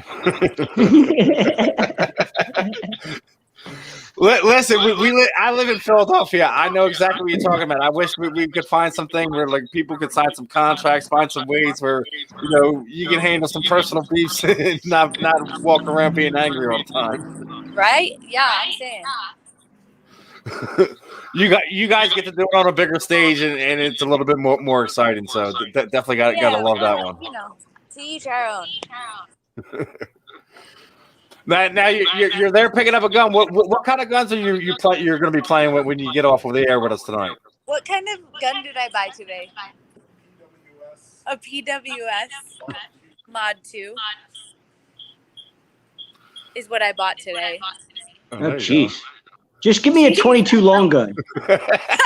I found out as of late, right. Like we were just shooting it in a friend's backyard, and I was like, "Damn, I'm a good shot with this 22 long gun. I need to get me one of these." Right? Yeah. Oh man, I'm really, really blessed to have a really good team here. I work really closely with our state police and our SWAT team, and you know, it's just a cool craft to be able to pick up and learn and Yeah, but see, that's the thing about it. You put yourself in a position like you where you can kind of give this craft back to people and things of that nature. Where like even if you're not the greatest fighter in the world, you're an instructor and you're giving it back to people. So you find ways that to be able to use it in other ways outside of just being a professional mixed martial artist. Yeah, and I love it all. I'm like I said, I'm really blessed. I'm really happy right now. I couldn't have dreamed of planning a better situation for myself, and I really love what I do, and I'm really excited to be able to compete again and do that. And man, everything feels great. All is good. I'm definitely happy. It's getting some more fights. Obviously getting Invicta back going is a big thing. What's probably going to be the biggest thing that you're going to be looking forward to walking down to that cage? First one back since COVID and everything like that. What's going to be the first thing you're going to look forward to when that clock starts moving and the referee says go? I'm excited about that very moment that you're talking about, just being in that moment and being there and being competing in front of a crowd too. And that's something that we haven't been privileged to. And I think maybe even as athletes and as spectators, we took advantage of, right? Like we didn't realize how important that was to athletes as well. I gotta say, when I'm watching not just MMA fights, but just sports in general, like watching the stadiums be empty and things of that nature, it was just odd. But being back there was. It was definitely another surreal feeling. Hopefully, it's something we can hold on to more than a few weeks and months. And these rumors aren't true that they're going to shut us back down again. It's one of the things that just take advantage of this opportunity, live in the moment, and hopefully we get to see you back in there. I guess my question is we talked about it is what's kind of left in the tank. You're doing this, like you said, you're doing this for the love of it. You're one of the veterans of the sport. You've been around a while. What's left? Do we have a few more years left? Do you have a number on things, or is it just when you feel that fire burn out is when you'll say that's enough? Yeah, I think that I know myself really well. I've done a lot of work on finding me, and I know that I have other things that make my heart burn in a good way if I need to move on, and the fact is with this fight I have found a new burning in my heart and a new sense of purpose and a new sense of this is for fun, right? Like this is I put too much pressure on myself before, right? This is the next thing that you have to do. You have to go to the UFC. You have to win your next fight. You have to do all these things, but you don't have to do anything, right? And that's why I feel like I'm the most dangerous fighter I've ever been because I want to do it and I'm having fun doing it. It was fun. It was fun training. It was fun going to Vegas and getting beat up at Syndicate. It was fun doing all these things, right? Because that's what it should be. Why would I do something that I didn't want to be doing? And finding that new fun in it, man, that new creativity, that freedom that I found in myself, that self-belief, I'm the best fighter. I've talked to you a few times. You seem pretty excited. I think we might find we found another layer inside of Jodie Esquibel during this lockdown. That's right. So, that's right. You know what? And that's a whole new thing too, right? Like if people aren't motivated to be better about all the things that have been taken away from us from COVID. I mean, I worked COVID positive clinics. I've worked, as a first responder through all of this, and it's time for us to be better and be back and be motivated and you guys have to do that in your day-to-day. Like we have to do that as a community, as a country, as a state, as a profession, as a fight community. Like we can do this. Like let's go. Right now is the time when we need to do this. So let me ask you something, okay? As somebody that I suffer, I don't even know what to call it, but every I'm on edge. It seems like every day. whether it's anxiety, whether it's just, letting everything drive me crazy, whatever the case might be. Steven will tell you. That's why he's laughing, right? I am one of these people that, like, I don't know how to relax or calm down about anything. So from your perspective as somebody that does MMA and somebody that shoots guns, which one is a better outlet to go and, like, get that release to make yourself, not go crazy? Oh, man, that's a toss-up. That's a toss-up. I don't know if you're going to be able to answer that one. That's a toss-up. Which one gets more stress out? Man, maybe that's why I'm so happy is because I shoot guns and I do martial arts. And you right? kick Like, people's ass. Yeah. I have these release, like either way, man, that's the thing. That's the beauty of it. You could paint a picture and find the same release I find on the range, right? Like, let's just find these healthy outlets to make us feel better because shit is wild out there. The news is crazy. We're going to shut down. We're not going to shut down. Afghanistan, all these things, right? Like, we need to stay grounded ourselves. And maybe it is shooting guns because, man, I know a day out at the range, there's nothing else. You have to be present. You have to be fully there when you're shooting, right? So you have to be fully there when you're in the moment of martial arts. You have to be fully there. And those are the moments that we're fighting for in our life, is to find that breath, that real time stress relief breath. I am here now. There's nothing else to worry about. Past, present, or future. Take a breath. We're here. So go shoot some guns. Go practice some martial arts. Paint a picture. Dude, whatever it is. He's in Florida. He's not in an MMA hotbed to be able to find a gym to be able to do. I am in a shooting, gun hotbed though. Like we got shooting ranges everywhere down here. Guns are a way of life. Exactly. You know what I mean? I'm kind of in a position where, like, I would love to take MMA, but it costs money that I don't have, and I would love to go, buy a gun, but that also costs money that I don't have. That also costs a lot of money. Hey, you know what? Buy a bag. Buy a punching bag and hang it up at your house. Yeah, I could. Yeah, that might be my next best bet. Buy some gloves and just go to town on it. Listen, you'd be surprised of what you can teach yourself off of YouTube. Look at Jake Paul. That's right, man. That guy's making. Hey, you know what? You can be the next Jake Paul. I had to. I'll let Mayweather kick my ass for like $100 million. I do make fun of Jake, but you got to give him some ups for what he just did on this event that he's about to do. Taking less money to make sure the people that he put on the card get paid properly. I'll tell you what, I've got Jake Paul's figured out how to market himself and make money and turn himself into a brand, and that's what 2021 is all about. I mean, nowadays that's what it's all about. Figure out a way to turn yourself into a brand. It doesn't matter how it happens. That's how you make it. He's made it. I agree. I just think some of the vets hate how he got there. That's what it is. Well, sure, but that's because they wish that this is the way it worked when they were young, right? But that's just the game's different than it was 20 years ago. Not the way it worked. Just that paycheck worked that way when everyone first came in. Be nice. This wasn't something that was possible for a lot of them to do 20 years ago when they were getting into the business, right? And now it is, and it's one of those things that happens when being a professional YouTuber is now a career. And 15, 20 years ago, that wasn't even thought of, but it's different now. All right, Jodie, I know you're still running around and got things to do. What I typically do things kind of for the proverbial microphone over you. Anyone you want to thank, shoot out your training partners, teammates, social media sites, sponsors, anything any charities you're working with, anything you want to shoot out that way. The time is yours, my friend.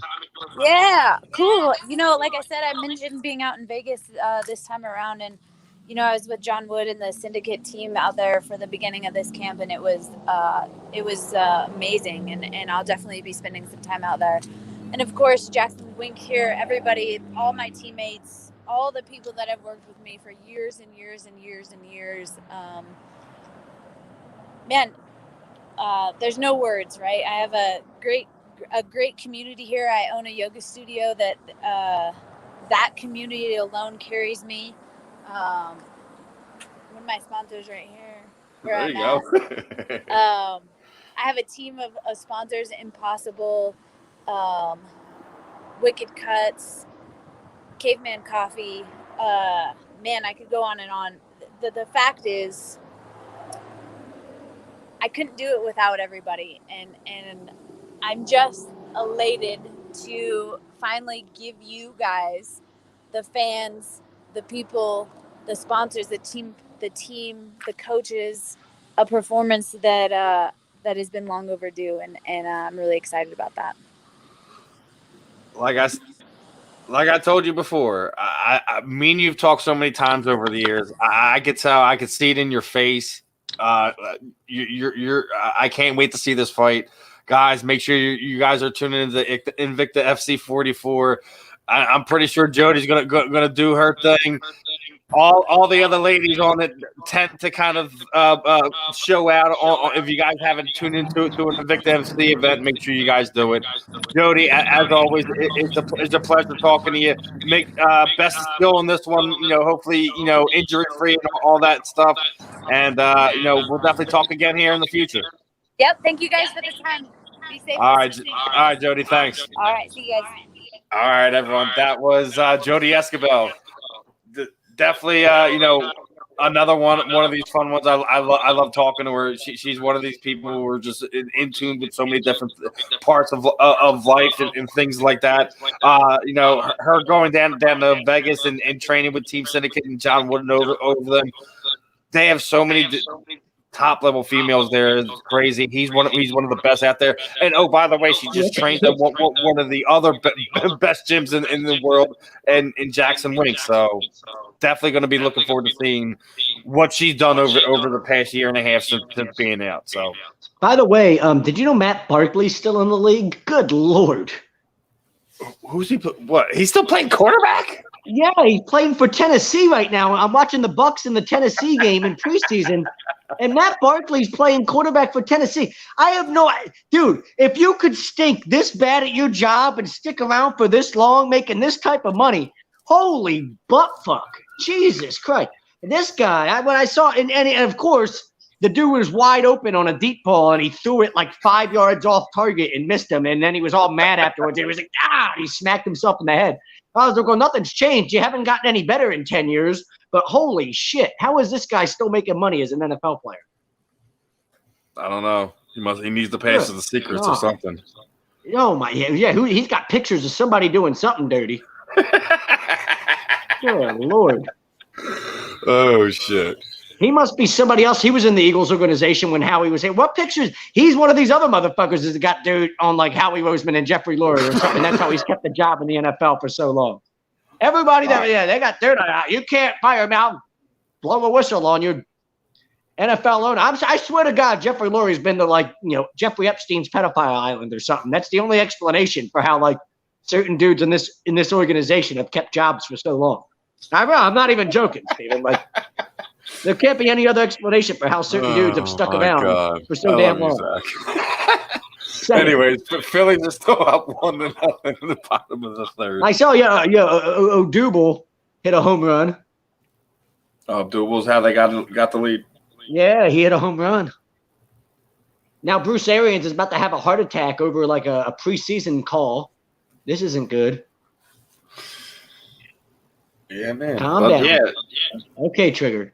It's okay. Definitely a fun first hour and a half for sure, between coffee and Jodie. Yeah, I drank an energy drink before the show today, Stephen, and it's given me even more energy than usual, which, I think you'd like today. You've been a fan of how engaged I've been with our guests, haven't you? Yes. I'm very, very, very happy with that one today, my friend. Very happy. Good. Now you can shut the hell up about it. I'm not going to bust your balls for a few weeks, I promise. But with that being said, all our guests are done tonight. This last segment of the show is brought to you by Manscaped. So make sure you guys head over there. 20% off, free shipping with the code A2D at Manscaped. Unlock your confidence. Always use the right tool for the job with Manscaped. And like I said, make sure you're using that code A2D. Save it. Listen, even if you're not even going to get the products, go get a T-shirt, some boxers, something. Listen, yeah. Boxers, everybody needs a new T-shirt. I'm going to tell you that much right now. The boxers are the truth. And listen, if I need T-shirts wherever I can get them. If you give me a T-shirt that says Manscaped and tell me to wear it just to promote the damn product, I look at that. Oh, I got a free T-shirt out of the deal. So good. And I probably shave my balls more than I shave my face anyway. So, it's perfect. Make sure we got to make sure you let them know that too, brother. Well, I mean, people might have been able to put two and two together. Let's be honest. You know, I mean, they're like, when's the last time he shaved his face? Let's be honest here. So maybe just by default, you know, even if I haven't shaved my balls in a year, they were guessing before. Like, they were guessing before. They know now. They know now, my friend. Well, listen, that's why I'm here. Okay, I provide entertainment. Whether you like it or not, sometimes it makes you laugh. Sometimes it makes you cringe. Sometimes you're uncomfortable. You know, sometimes you're having the best time you've ever had in your life. That's what I'm here for, though, Steven. You know, I can provide that. Nobody else at A2D can provide, you know, the type of, you know, range of emotions that I provide throughout the course of a show. You'll laugh, you'll cry, you'll get pissed off. I mean, I literally bring every emotion out of you within a 2-hour period. I mean, I feel like I deserve a pay raise. I don't know about you, but. Hey, listen, you get some more of them sales, you might get a pay raise. I think Tommy just got a new sponsor. I think I seen it on Twitter, something about watches. So yeah, I'm going to get Alan. Alan will listen. Alan is, you know, he was even on Facebook the other week, you know, making posts about how, you know, he loves the partnership. He was trying to promote the A2D advertisement package. Alan is, I wish we would have hooked Alan up with as an A2D sponsor years ago, man. It would have been so amazing. But hey, man, better late than never. I don't want anybody else sponsoring this show, Steven. So, you know. For everyone knows, Alan is our show sponsor here at Expo Realty. So we got to throw that back out there if you're looking for buy a home. Alan Foy, I know him as AJ. That's how far back we go. We went to high school together, and I knew him as AJ when we went to high school. I'm not going to lie to you about, you know, there's some people, it's just about money and business. This is somebody I've known personally for a long, long time, and you know, he's not going to steer you wrong when it comes. He's one of those really, you know, blue collar people that's, you know, worked his way up from pretty much nothing. And this, you know, he's a self-made person. And I think those are the types of people you trust most in life when it comes to business and all that, because they get it. They understand, you know, you as the consumer better than anybody else, right? Because they were you at one point. And, you know, it's just a great relationship to try to build. You know, if you're anybody like, you're not just trying to buy or sell a home, but like, if you want to be a realtor and you know, now even more than ever, it's a time when, you know, career changes and things like that, because the pandemic has almost forced it, you know, with some people more than anything else. You know, you got to try to find something else to do for a living. And being a realtor is one of those things you can do for yourself, right? You can work your own hours and decide your own schedule. And you can work from home in some ways, which is huge nowadays, you know, and it's just one of those things where sometimes you never know how good of an idea it is until you try it or get into it. So, you know, he's somebody that'll tell you the same thing. He never thought he was going to be in this position as a realtor, you know, but now he is. And don't be afraid to give the guy a call at the number we've got up there, or email him at the email, address we've given you. The phone number 302-682-8820, and the email's right there. Alan.foy@exporealtool.com. Alan Foy. That's his name. Alan Foy. Alan.Foy. So that, I don't know why there's a dot in there. It could have just been Alan Foy, but you know, he got Alan.Foy@exprealty.com. So it is what it is. You seen that right? The dot? I was wondering about that. What, the FOY? Just a dot before it. I'm like, oh, the dot. Yeah, I don't know. Yeah, he's trying to be cute. The only thing cute about him. All right, but we got coffee off. You know, we got everything out of there. What was your overall thoughts on the preseason game? Like I said, you know, obviously we didn't get what we wanted to, wins and losses. But I was talking about the reps you've seen. What do you like and what you've seen on the field through the first two games?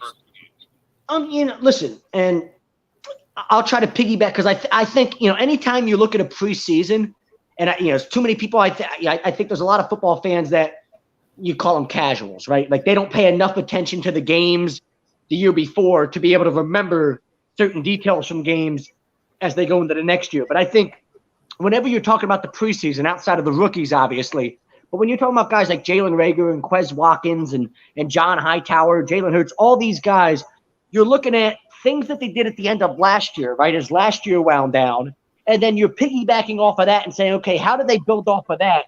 And they came into this year in the preseason. And a guy like Quez Watkins, I think more than anybody else, has been a guy that stood out to me because, obviously last year he was somebody, 6th round pick. You don't really think a lot about the guy, and okay, whatever. If you hit on a guy like that, it's an absolute steal. If you don't, nobody's really expecting much of him anyway.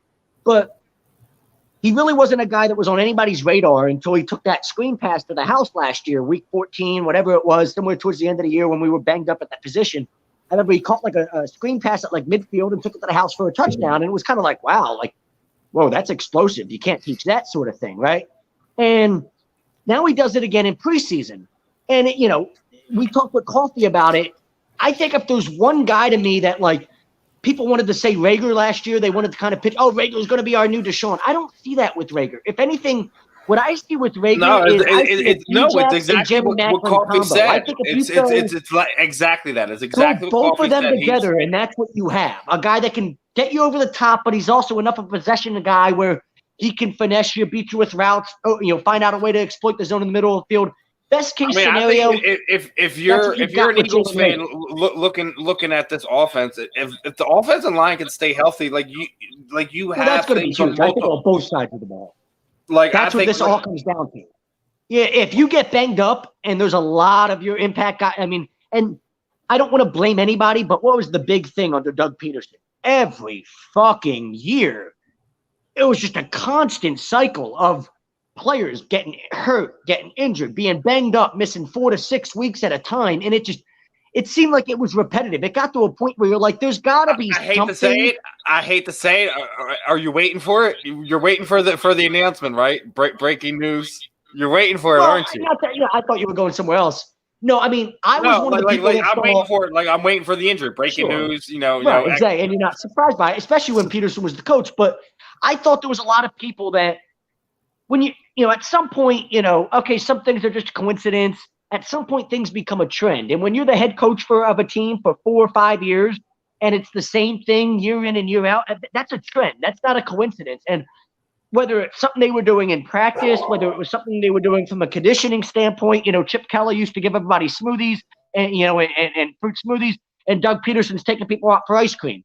I don't know if there's any, if that has anything to do with it, but I bet your fruit smoothies are a little bit better for your body than ice cream when you're talking about playing football for a living. So, at some point I've got to sit here and say, hey, maybe why we were getting banged up every year and why guys were getting so hurt is because there was something there with the way we were practicing, early in the year, whether it's too intense, whether there's pads too early, whatever the case might be. Somebody from the training staff to the coaching staff, whether it's everybody in between there, you've got to be held accountable as an organization for why players are getting hurt on a yearly basis. Hopefully that's not something that we go through now at Sirianni and guys can stay healthier. But I think that's the big thing. Your ones, this is a pretty good team if all of your ones and all of your starters stay healthy for a full year. But that never happens in the NFL, right? You're always going to have a few guys that go down. And I think that's my big concern with this team. Because if the wrong guys go down, you're fucked. You're just absolutely in a position where you're like, this team stinks all of a sudden. And we saw that last year at the end of it. And we've seen, we saw that in the Patriots game. I know Coffee didn't want to make too big of a deal of it. And I don't like to make a big deal of preseason games either. But there's certain things that you can take away from games. I'm not going to make a big deal over that preseason game, especially because right? My thing is why I wasn't making a big deal about it is one of the reasons we've already had 2 live scrimmages with them during the 2 days leading up prior to that. Right. Our ones look really good, but if we get to a position where, say we have a position where 3 guys on the offensive line are hurt and a couple guys on the defensive line, and then you've got a couple guys in your secondary are hurt, do you really have the depth at those positions to sit here and say, oh, I feel comfortable? And I don't know if I do, and I think that's where you're in a position where that's going to hold you back. Because come week 10, week 12, especially if you've added an extra game now to the schedule, you're going to be banged up, and you need to have certain guys that can step in. The offensive line, that's what you were hoping you were doing with guys like Landon Dickerson and drafting things like that. It's like, okay, hopefully you've got enough depth now where that doesn't matter, but you just never know. And I think I'm a little bit worried about that side of it. Same thing at running back. Yeah, they want Miles Sanders to be a belt. Like I said, the the left tackle needed to be trade rumors is looking like it's true. Like I told you, brother. So like I said, Sure. hopefully What do you? Go ahead. Well, what do you make out of them releasing a guy like Kerryon Johnson, right? And now you have you got Miles Sanders. I know he's back with the eye. I know we talked about this. He was hurt. He's been returned, but obviously his MO his whole career is he can't stay healthy, and here we are again. He's hurt. So if he's hurt, you've got Miles Sanders, Kenny Gainwell, and Jordan Howard. I mean, that's your 3 running backs. What do they think? Miles Sanders is going to be this bell cow where he handles 90-95% of the load? No, I think what they're going to do. I think the way I see it is I think anything that they feel that's going to be in between the hash marks that they're going to be tough yards. I think you're going to see Howard out there. Really? I think anything that you see kind of a little bit towards it doesn't mean he's not going to go inside. That's not what I'm saying. I'm just saying like when you're going to have tough yards. Sure, they've got to split carries with somebody. Is Boston Scott really somebody that Nick Sirianni likes that much too? I don't know. For me, he's a guy that at best is going to be a punt returner this year, a kick returner. If not, he's cut. We're talking about guys that might be cut candidates. That might be a guy that's a cut candidate for me. But I don't know. I might cut Jordan Howard and keep Boston Scott at this point. I really might. I might just cut Jordan Howard and say there's no point for me to have, a 30-year-old running back or whatever the hell he's probably not that old, but still, he's to a point where running backs, he's at the tail end where there's no point of you having him on your roster almost if he's going to be your 3rd running back. So I might just go, you're going to go Sanders. You're going to go Gainwell. You're going to go Scott. On that end, the answer to that question is what Gainwell can show you over the next week and a half, 2 weeks, whatever it is. And I don't even know if it's about the next 2 weeks for me. You know what? Because I'm a fan of young players. Sometimes you just got to throw them into the fire, right? Like you can't. Oh well, the guy's not ready yet. Well, okay, he gets a half a carry a game. Like how to, you know what I mean? Like good Lord, like.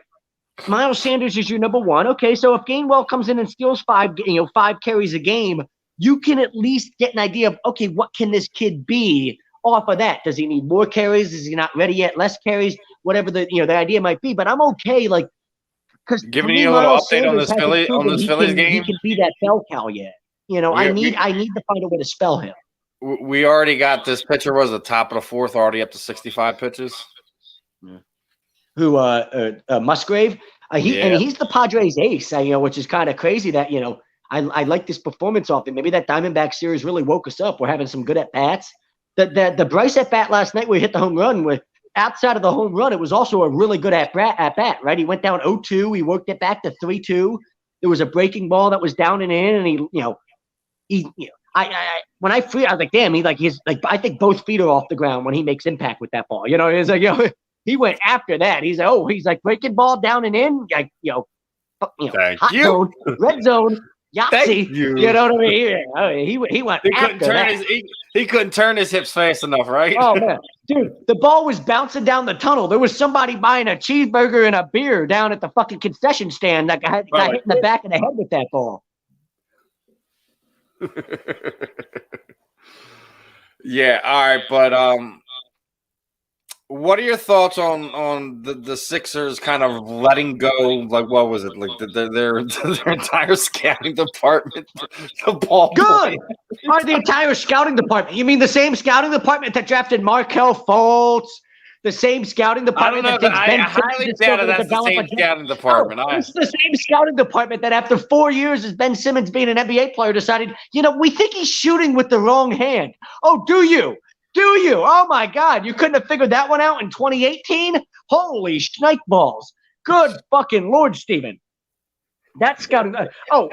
I can't believe the people that are losing sleep over the fact that an equipment manager of 34 years got fired. I'm sorry, Mr. Equipment Manager. After 34 years at any job, it's time for you to retire and go hang out with your wife and grandkids and swim in a goddamn pool, floating around in a tube, drinking Michelob Ultra. Okay, that's what you do after 34 years at a goddamn job. I'm not losing sleep over the fact that this equipment manager that probably is completely. Do you really think he's losing that much sleep over the fact that he's like 65 and he's like, I'm about to go retire and not do shit for a living while I live off this pension for the rest of my life? I don't think he's that sad about it.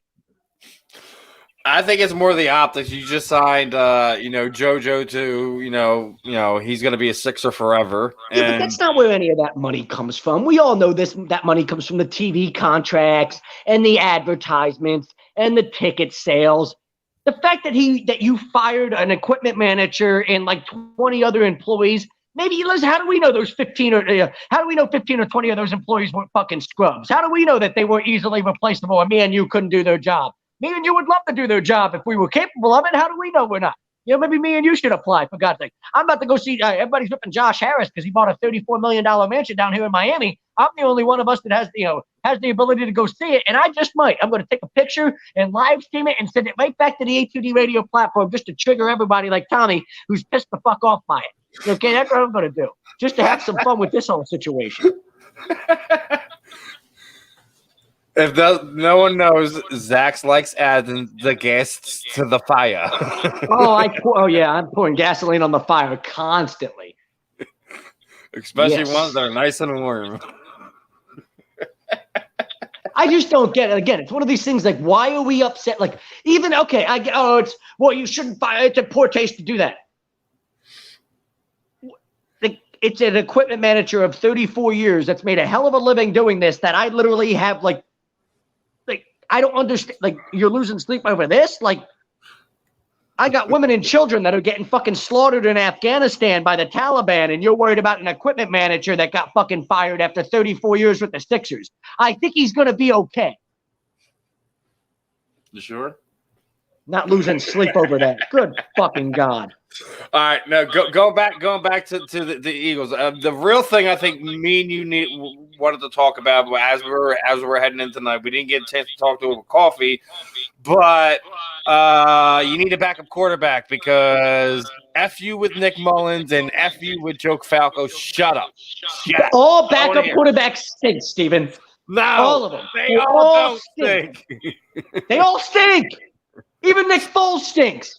The greatest backup quarterback in the history of football, according to this fan base. Got a fucking statue outside the link because he's so goddamn good. Even he stinks. He's played 5 good games in his entire career. And one of them was the fucking Super Bowl. And the other one was against the Raiders 8 years ago. That leaves 3 good games that he's played for the rest of his fucking career. 3. Maybe 5 or 6 if we're being generous. The bottom line is, I could count on both hands the amount of good football games that Nick Foles has played at that quarterback position in his entire NFL career. And there's still articles going around because of Mr. Marcus Hayes and fucking dumbass. Speaking of people who need to retire, Angelo Cataldi, how the hell does this guy not have a fucking pension? How did the WIP not force this guy out the door 10 years ago and say, can you just go retire and live off of the pension we're giving you?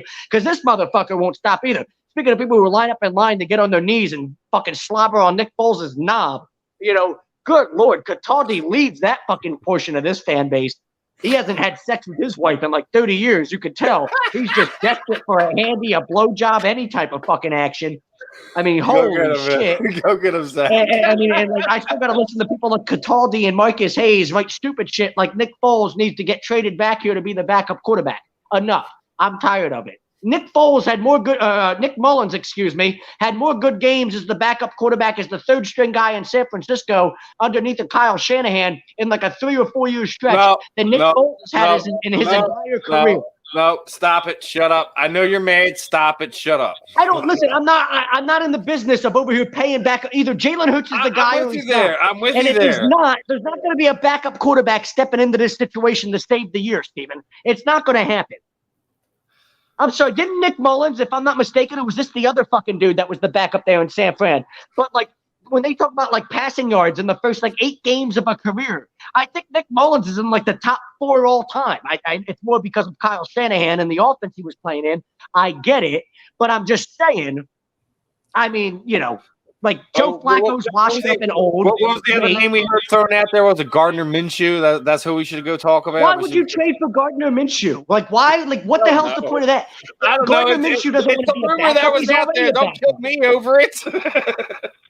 But see, this is my problem with this fan base. Why do we always want a QB controversy? Your backup quarterback is supposed to stink. That way, when I have a young quarterback like Jalen Hurts who's going to go through growing pains and is going to struggle at times, I don't have to worry about somebody saying put in the backup. We already know, like Matt Barkley, I'd rather Matt Barkley be my backup. That way I don't have to worry about anything outside of the fact that Jalen Hurts, we're going to grow with him one way or another. He's going to go through the growing pains. We're going to figure it out. And if he gets hurt or he gets, he's so bad we have to go in a different direction, It's better for us to suck as much as we can anyway. That way I can have the top pick and take the best quarterback.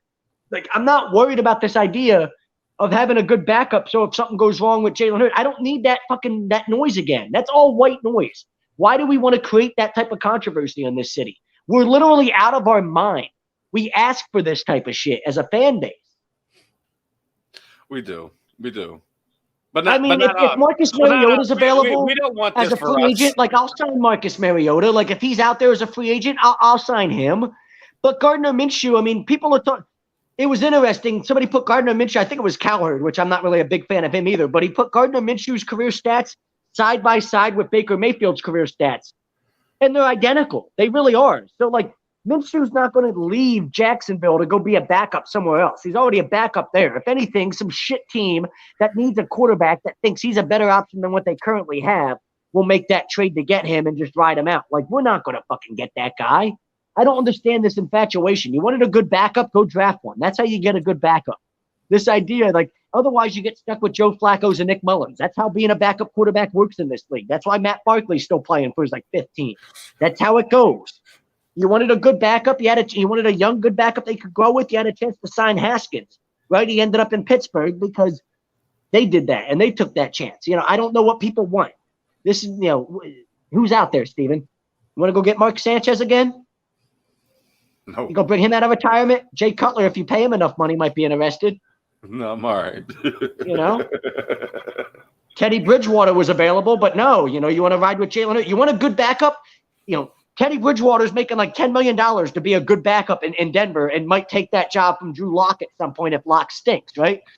But we weren't in a position to go pay a backup quarterback $10 million. So you get stuck with a shitty backup. That's the way it goes.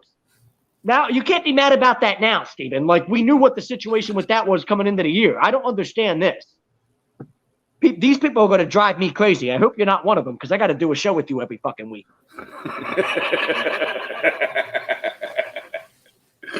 I'm not going to drive you nuts, brother.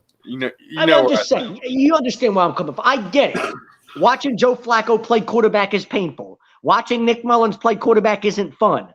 Watching most backup quarterbacks play quarterback in the NFL isn't fun. It's pretty ugly. That's just the way being a backup quarterback works. So, I don't know what people want out of this.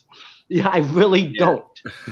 So, I'm actually going to practice tomorrow, so I'm gonna see what they look like one more time.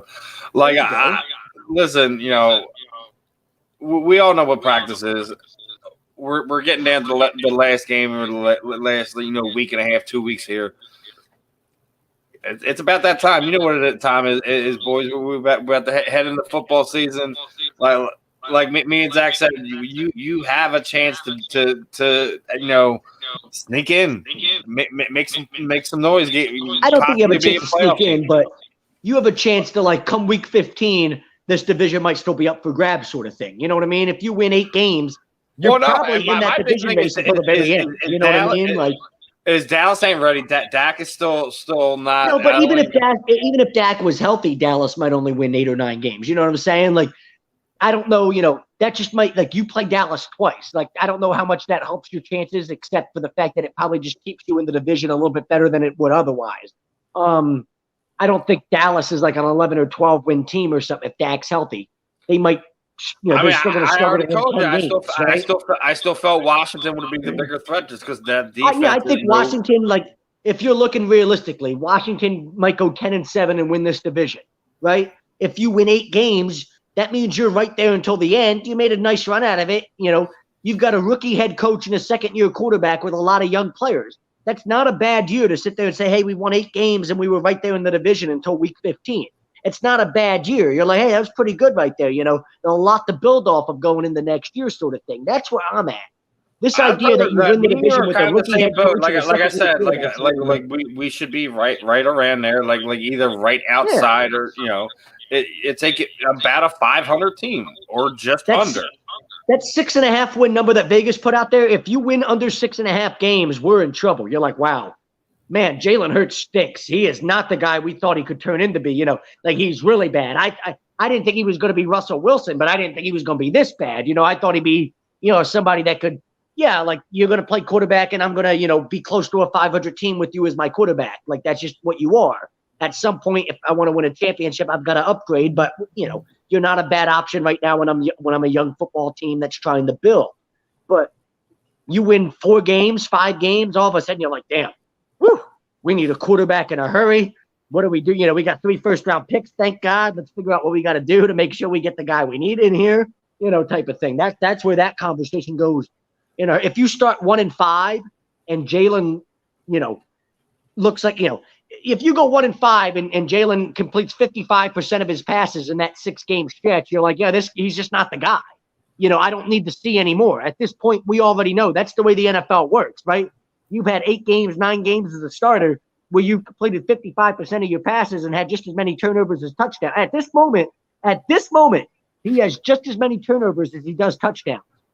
I know it's a small sample size, Steven, but that's not good. And people want to talk about what he can do from what was the biggest thing with him last year? When he runs the ball, when he takes off and tries to use his legs, which is his biggest asset, he had a huge fumbling problem. Let's not act like he didn't.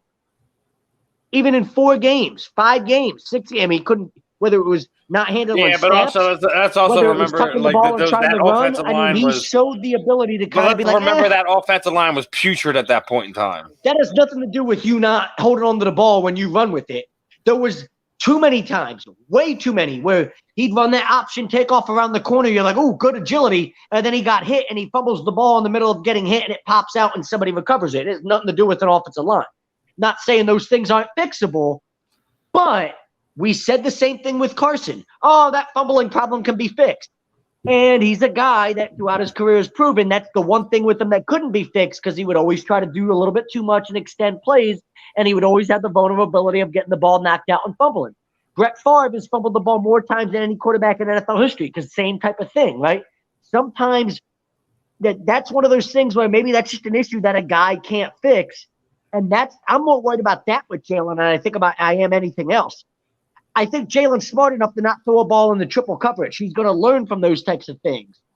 But if your legs are your biggest asset and you take off around the corner and get me an 8-yard gain, but then you fumble it at the end of that play and it pops out and the other team gets it, that kills drives just as much as bad interceptions and throwing in the triple coverage and things like that too. So, and that's why I told you earlier, you said, what's my biggest takeaway? Why has Jalen Hurts played 1 series? 1 series. I mean, even the first preseason game, he couldn't play 2.5 quarters. What's he going to do against the Jets? He better play 3 quarters. He almost has to now, doesn't he? I mean, you can't just have, he'll play a series and then it's over. So a guy that's a second-year quarterback that literally had a sample size last year that made us go, this guy isn't it, where he completed 52% of his passes and had just as many turnovers as touchdowns, and you want to tell me I don't get to see anything of him in the preseason? I think we might wind up with that. That's not good. It's not good, but it's something that might have to happen because of his illness. This illness reminds me a lot of Carson Wentz's rib injury from his rookie year, does it not? Where like Carson Wentz kind of looked okay in the first preseason game and then all of a sudden had a rib injury and didn't play the rest of the preseason. You're like, oh, I see what this is. We just don't want anybody to be able to get any film on him before we get to the regular season. We just need to make sure he's not playing any snaps, and we need an excuse for why. So, oh, he's got a rib injury. No, he doesn't. You just don't want teams to like, and I can maybe that's the Eagles' like logic here too, is if teams see too much of Jalen Hurts in the preseason, they're going to get film on him. They'll be able to expose him by week 6, and we don't want that. We want to be able to see. We want teams to be guessing as much as they possibly can for the first 6 weeks of the year because we know we've got a schedule where we could go 1-5 or we could go 4-2. It's very possible you could go either way. So I don't want teams to have anything more on Jalen than what they need or what they had from last year, and I want them to just be, kept guessing this entire time because it might give us a better chance to get off to a better start. That's probably being a little bit too much of like a conspiracy theorist, but you never know in the NFL. Teams play those types of games all the fucking time, right? But I'm not a fan of that. I'm a fan of that if you've got, a guy, if Jalen would have played 8 games last year instead of 4, maybe. But I'm not a fan of that when a guy played 4 games, completed 52% of his passes and got worse and worse every game to the point where in the Cowboys game, you're like, man, this is ugly. Like, he's making bad decisions. He's making poor throws. It's just not good. And, now you want to tell me I don't get to see anything of him outside of these joint practices, which is me and you have both agreed to. Oh, Jalen Reagor just made a one-handed catch in joint practice against the Patriots. Whoop-de-fucking-do. He hadn't done shit in any fucking preseason game. And we don't even take a lot of these preseason games. So you want to say, forget about preseason games. What about the catch he just made in a joint practice that, some reporter caught on their iPhone? I don't care. I remember Billy McMillan making some great catches, in a couple of preseasons, laying out in preseasons and like catching balls fully extended. And I remember Comcast Sportsnet playing it on a loop over and over again. And I think that's the only career highlight Billy McMillan ever had in his entire NFL career, was him making a diving catch at the pylon at the goal line of like an August training camp session. All right, in a joint practice against final the thoughts Patriots, here, as or the Ravens or whatever. Final thoughts here as we get into the last minute here. I mean, there's a lot to sit there and I guess go both ways with this Eagles team. But I'm not a guy that gets bent out of shape too much about things that happen this early. Like, my big test is going to be the first 6 weeks of the season. That's my big test. You find out a lot about what this team is then. No time else. Talking about what happens in training camp and preseason and joint practices is all kind of silly. Get into week 7 with a 500 record. We're in some business. And now you can say, okay, you've got the ability. Yeah, you can make some noise now, or this could. We did that with Doug Peterson in his first year too. Let's remember, where we had a tough start to that year, and we thought they might go 0-4, 0-3 or 1-4 to start the year. And instead, we ended up 3-1 with all types of playoff aspirations. And we had a 7-game losing streak at some point there in the middle of the season. And we're ready for some people to be fired. And then we finally ended the year winning 2 or 3 or whatever. But then we found out that Frank Reich was this close to being fired. And, there was a lot of things that went on. So we've been there, done all this too many times, and not just, recently, but too many times throughout your entire life as an Eagles fan and my entire life as an Eagles fan, to sit here and try to do this again. I don't know why we do this. Let's let everything play out, and let's reassess this situation around Thanksgiving, or around Halloween or whatever, right? And we can sit here and I said, hey, what did we say in August compared to now? Like I said, no big expectations. I agree with what Coffee said. Be competitive. Just win, lose, or draw, whatever happens. Sunday night, Monday, Monday night, Sunday afternoon. Just be competitive. I think that's what I want to be competitive. This idea that don't have the stupid penalties. Don't have the mental mistakes. Don't do the rookie things. If you just get beat by a better team, you just get beat by a better team. If you lose to the Falcons by a field goal, you lose to Las Vegas by a field goal. Yeah, okay, good. We played them competitively, but I don't necessarily think I agree with the sentiment, which I think Coffee was. The Falcons. Oh, you should beat the Falcons. You should beat the Panthers. Should we? I don't know if I don't like. To me, we're not when I look at this roster, we're about the same as the Falcons, right? We're about the same as the Raiders and teams like that. I guess we'll find out when this season kicks off in a few weeks. Flip a coin. Yeah, but, it should be fun, right? To your point, let's be competitive in those first 6 weeks. Even if you're 1-5, but you were competitive for all 6 games, I think we'll be okay with that in some ways, right? We'll find a way to try to be positive about it. Yeah. We're going to try to stay positive about this team, about this season, about the youth, the veterans being able to kind of come together and seeing what they can produce this coming season. On that note, that should wrap up tonight's Weekly Roundup. We will be back next week. Going to have some more fun with me and Mr. Burr. Make sure you like, subscribe. You're tuning in for everything. If the guys are still doing the wrestling stuff, make sure your guys are heading over and checking some SummerSlams going on right now. They're probably still having fun over there. They're probably gonna take over once we hop off here. So make sure you're tuned in. What's that? People still watch WWE. If you don't get with AEW, if you're a pro wrestling fan and you're not watching AEW and you're still watching WWE, I pity you. I pity you. Last night was all the evidence you needed, Steven. You know how excited your 9-year-old was. Oh no! As soon as I told him Punk was on, he was gone. I'm like, where's Connor? You're about to have the American Dragon Bryan Danielson come into there. I mean, there's Yeah. You're gonna have quite a few guys where you go, wow. The pro wrestling fans should definitely start tuning in to not just WWE. I see the same thing about MMA fans about who just listen to and pay attention to the UFC. There's Bellator, there's PFL. You got a lot of different platforms. There you go, before I go off, my first ever interview on my first ever podcast was Amanda Levy. She won her professional debut last night for PFL, first round submission. If you guys don't know, she's from here in the greater Northeast, Archbishop Ryan alumni. Make sure you keep an eye out for Amanda Levy. She is for real. She's going to keep submitting people.